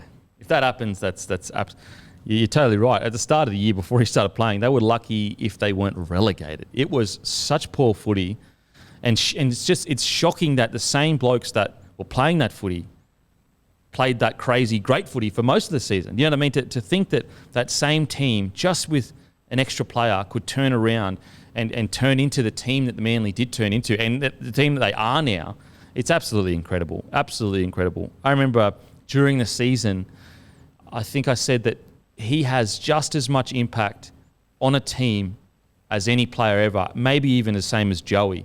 And it got a little bit of pushback about it. Like, a lot of people were like, oh, come on, man. Because, again, as soon as you invoke the Joey name, it's automatically... But it's hard to argue. It's hard to argue against this point. At least for this 2021 season, he's had the most impact on a team ever, outside of maybe Jared Hayne in 2009. But Jared Hayne, the Eels weren't going well, but I tell you what, they weren't coming last. They were coming 12th or 13th. Whereas Tom Trbojevic, the start of the Manly season, the first 4 games, it was the worst start since 2002 Cowboys. Second worst, if you take out that Cowboys 2002 start, it's the worst start to the season by a team ever in NRL history since the NRL started 1999 or whatever. 97? 98? 98. Yeah. Yeah, absolutely amazing. Absolutely amazing. The more you think about it, the crazier it gets. Yeah. It's just the more you want to dive into it, the more you want to look at Manly without him. You obviously mentioned it's similar to when Joey wasn't at Newcastle. I would argue that, the one thing Turbo's got to do is probably just own those big stages of finals footy, which we know he can do. He's done it in the Origin arena. But once he starts to really dominate those finals games, I don't know how anyone could push back on the Joey comparison as far as how effective they are to their individual team. Brad Fittler was very similar with the Chooks in the early 2000s. Freddie would leave, and that was a star-studded. They were all test players, and they'd all completely shit the bed without him, but not to the extent that this Manly side have. It's an incredible season. And mate, there was even games in the back end of the year where he was out, but the guys around him had gained so much confidence in the 10 or 12 weeks leading up to it that they were a different football team to what they were in the first 4 weeks, which to me, once again, is the ultimate compliment to Turbo. Absolutely. And you know what? It's a very, very good point. You're totally right. He has dominated Origin multiple occasions, but until he dominates finals footy, you probably can't. You can make the comparison to Joey, because Joey probably maybe had a couple better players around him, but you would still probably put Joey at number 1. Especially when you put Joey, when you rerun that 2005 series, and you watch the impact he has on that whole series, you'd still probably have Joey at number 1. But I do believe that it's comparable. I think that Tom Trbojevic is right up there as one of the most impactful players on his squad ever, I think. And I think the 05 Origin series is always the go-to example, but Mate, you go and have a look at that 0-1 grand final against Parramatta. I think that Parramatta side's the best team to never win a comp, and Joey handled them single-handedly. Well, they scored the most points. That 2001 Eels side scored the most points in a season ever. Mate, Brian Smith was taking players off at the end of games, leaving them on with 12 and 11 players just in case they had to do it come finals time. Like, they were something else. They are criminally underrated, that Parramatta side. And, I'm not sure, let's say that Parramatta side is the equivalent of Penrith or Parramatta.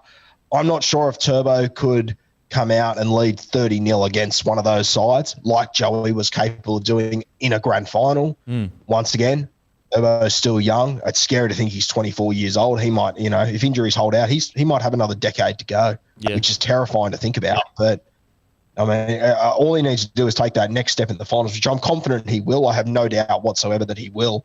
It's just a matter of when. And at the moment, he has got the team around him to be able to do it, in my opinion, with Ches and Foz and these sort of guys, but they're getting older. So, interesting few years. Hopefully, when Ches does retire, Turbo is ready to really own those final series. Do you think and dominate it? Do you think it's a fair comparison, though? Would you, if you were going to say top 10 most impactful players of all time, would you have, obviously you'd have, your Lockies, your Thurstons, your Fittlers, your Lazarus for sure.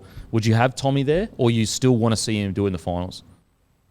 No, I would have him in the top 10, I think. I definitely would, but I want to see, I mean, mate, at the end of the game, at the end of the day, it's still 15 games. I watched Joey and Freddie do it for 10 years, so I do want to see Turbo own the big stages. That is what will push him into probably that top 5, top 4, top 3 instead of being in the top 10 at the moment where I have him. But I don't think it's an unfair comparison. Yeah, I mean, to be clear, I'm not saying career-wise. We're just talking about like the 2021 season.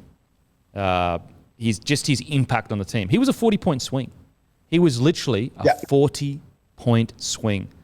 I just crazy. So, but once again, though, pending who you're playing. That's true. Is what I would say. Pending who you're playing. Once again, I look at Joey. He laid on 30 points in a grand final against one of the best teams we've ever seen. So it'd be the equivalent of Turbo doing that to Penrith or Melbourne, which I'm not as confident of him doing it as I was of Joey doing it realistically. Do you think that might be a victim of his position though? Yep, quite possibly. Because Ches is the one leaving it, whereas like Tommy isn't leading the boys around, whereas obviously Jay was. But I mean, I totally agree with you. I totally agree with you. You still have to have when you're talking about career, not just like the 1 year. These guys like your Fittlers. Glenn Lazarus is another guy that comes to mind for me that never gets mentioned. He was so impactful. It's crazy when you look at his career. Won the maiden grand final for Storm. Won the maiden grand final for Brisbane Broncos. And won a grand final with the Canberra Raiders. I'm pretty sure at least 2 of them were in his first year at the club. And I'm pretty sure that was the first premiership for Canberra too, 89. Yeah, and so it often gets forgotten that Glenn Lazarus truly was one of the most impactful players because not only did they win the grand final, but the foundation laid for each club for the next 10 years when he was there. They all went on to pretty much dominate at least the next 5 to 6 years, Yeah, and I think now people look back at the Melbourne one and go, oh, yeah, they're a successful club.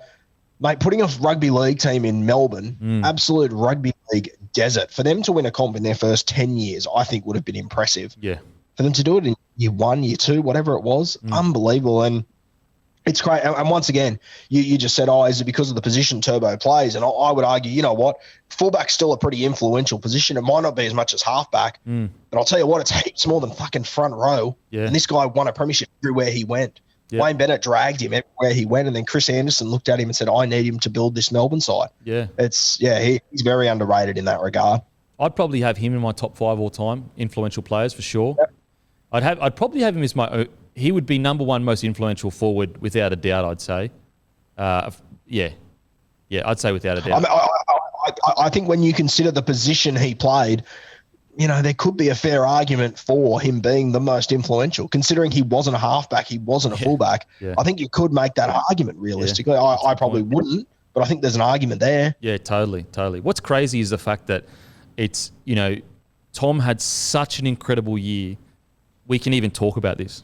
You know, I mean, there's no one else that we could really, you know, look at and go, you know, they played so well. But the fact that Manly started so poorly and ended up in the top four, it is just outrageous. So it's always, I love talking about this stuff because it also sometimes you get reminded of, you know, when you go back over other people's careers and you're like, oh, actually, you know what, like, fuck, like in the finals he did this. Yeah. Like for example, Lockyer, like he was doing this in tight Origin matches, Lockie would do something to win. Now, speaking of Origin, New South Wales record-breaking Origin win. This was absolutely incredible. It was. Don't get me wrong. I don't think well, maybe in 1,000 years or 200 years or 100 years we'll see another 8 in a row. Now, I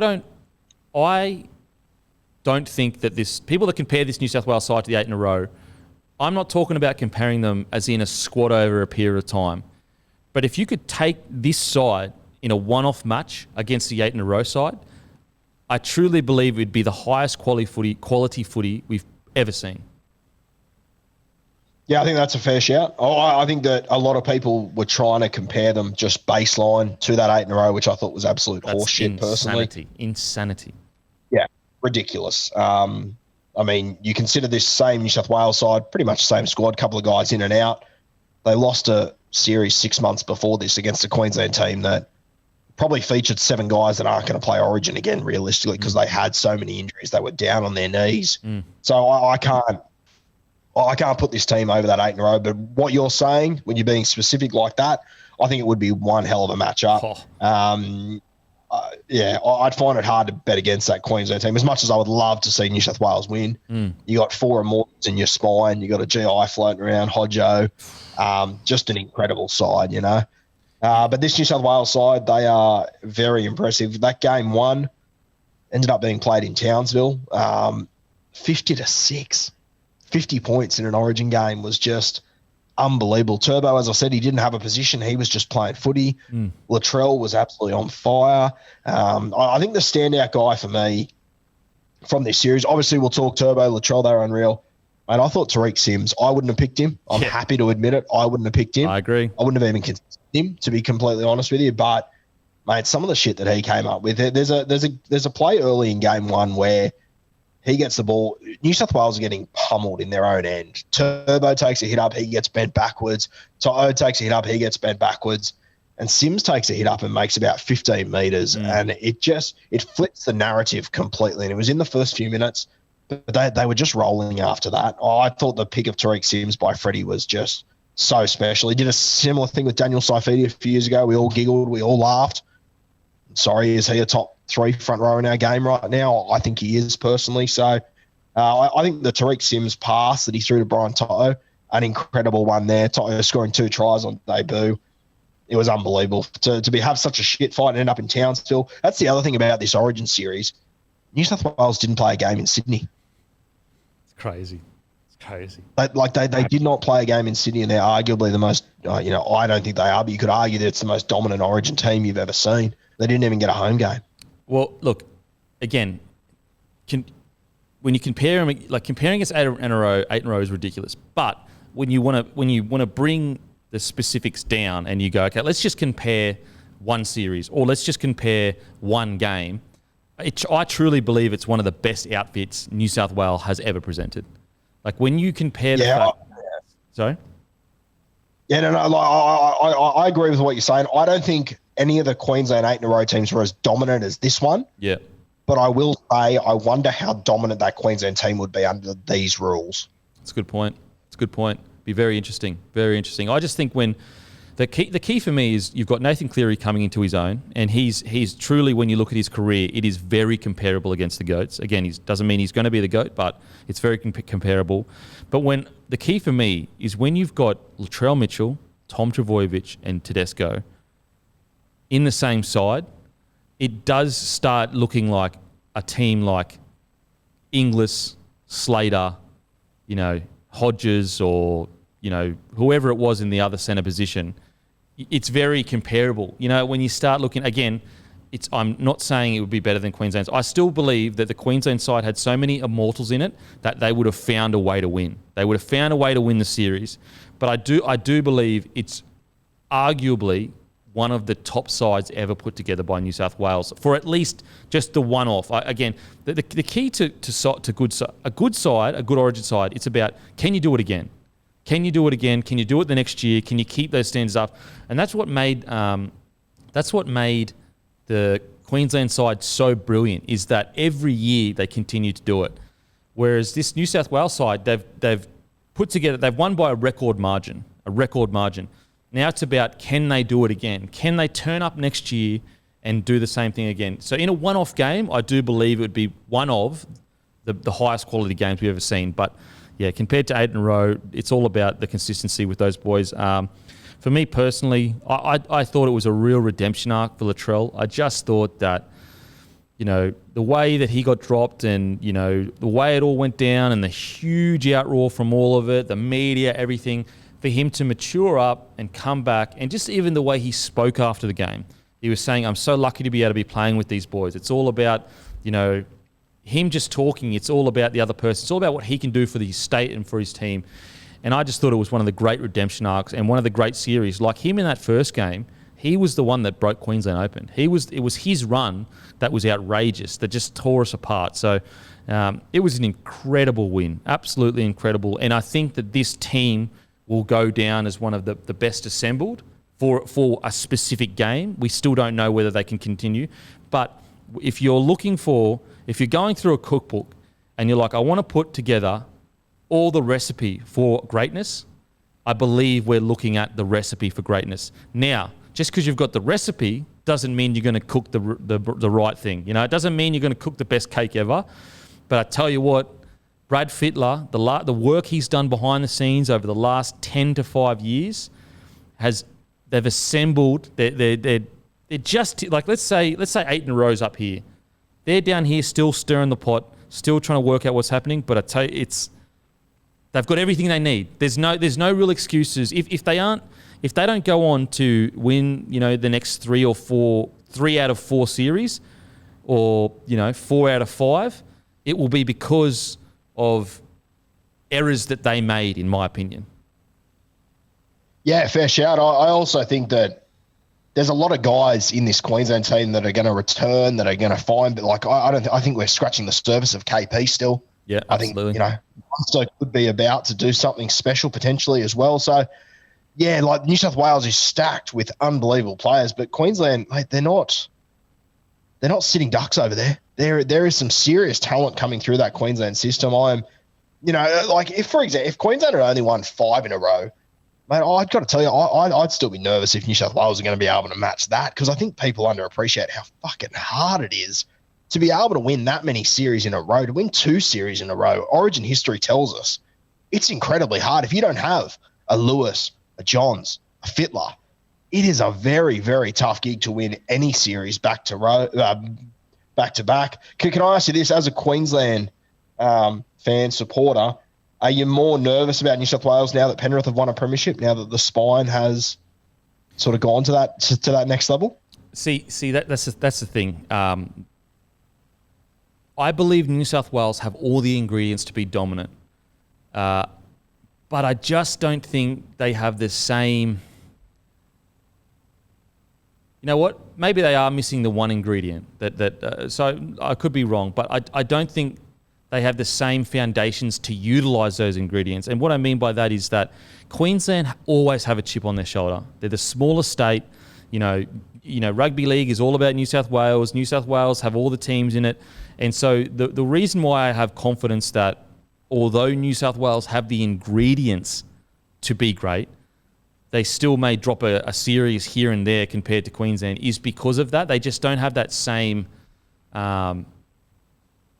Queensland just have a chip on their shoulder that New South Wales just don't have. You just don't have it. And it's a symptom of us being the little brother. It's a symptom of us being kind of like, we don't get respected, and the grand final is always at ANZ. All the little things that we can pull on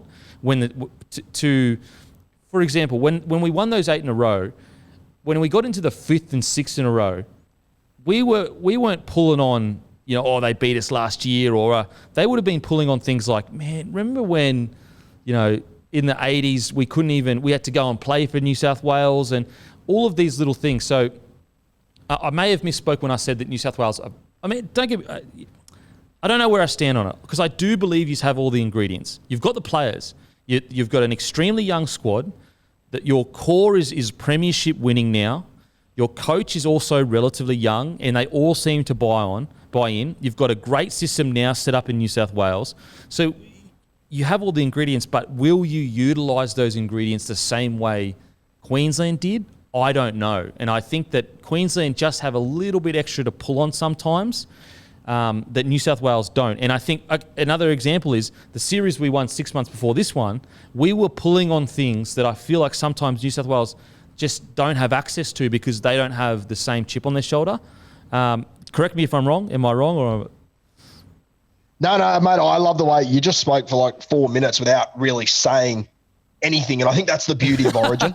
You can't put it into, like, I knew what you were trying to say the entire time, but you can never, nor could I in the sentence before that. You can't put it into words what Queensland are able to do. And the 2020 Origin series sums it up perfectly. Absolutely perfectly. That was an unlosable series that we found a way to lose. We shouldn't have lost. There's no excuses for losing that. And that is, growing up being a New South Wales fan and being, even before the 8 in a row, just being heartbroken every year or two when Queensland seemingly pulls something out of their ass and someone scores a winning try that as a kid, I don't even know who that player is. Yeah.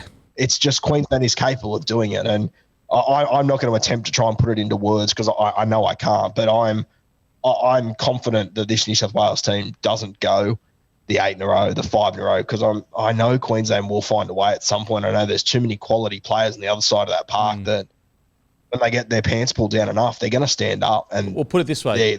Put it this way. Liver.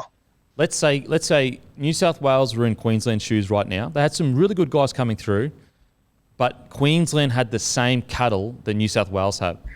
I would be confident to say that we could probably win 3 to 4 in a row. Queensland, if we had the same cattle, like if we had Tom Trbojevic, Latrell Mitchell, Tedesco, Nathan Cleary, Jerome Law, you know what I mean? If we had that, like I would be confident that Queensland would be able to create an environment that could consistently, and maybe that's because we've already run 8 in a row, so it's very easy for me to say that. But there's something. Mate, you were pretty much in this spot in 2006. Yeah. You were pretty much in this spot. You had Darren Lockyer, you had a couple of experienced guys that Mal said, it's now or never, or you're not coming back. And they won 8 in a row, and then they brought on your Inglis's.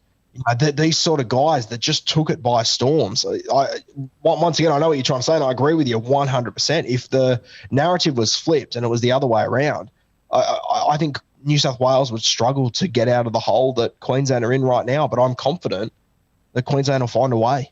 I agree. I think we really will find a way. It's such a conflicting thing because you look at the systems that have been put in place by Freddie, and you look at your squad, and you have to say on paper that you do have the team to do something special. Very rarely do you have the guys that you've got. But yeah, there is something intangible about Queensland that they'll just find a way to.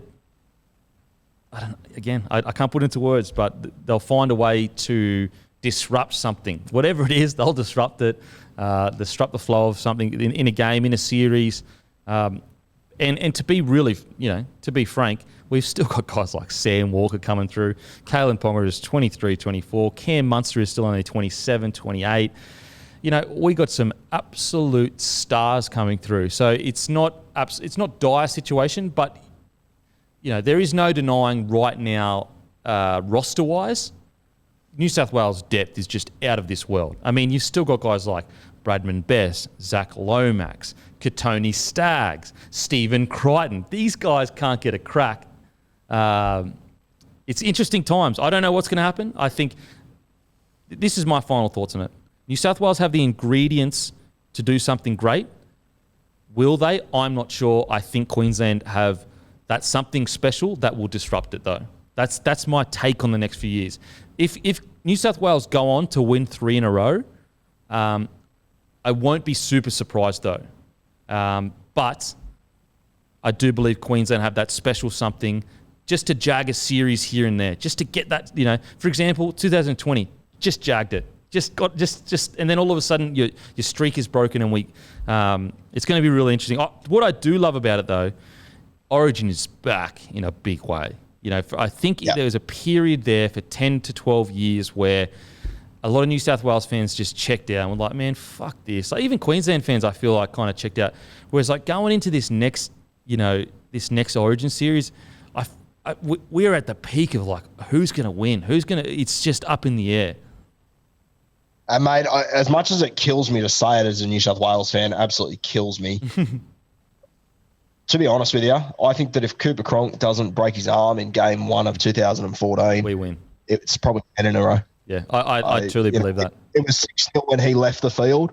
They lost every moment after that until he came back in game 3 and they won that by 30. Yeah. Once again, just the influence of Cooper Cronk that people underappreciate unbelievably.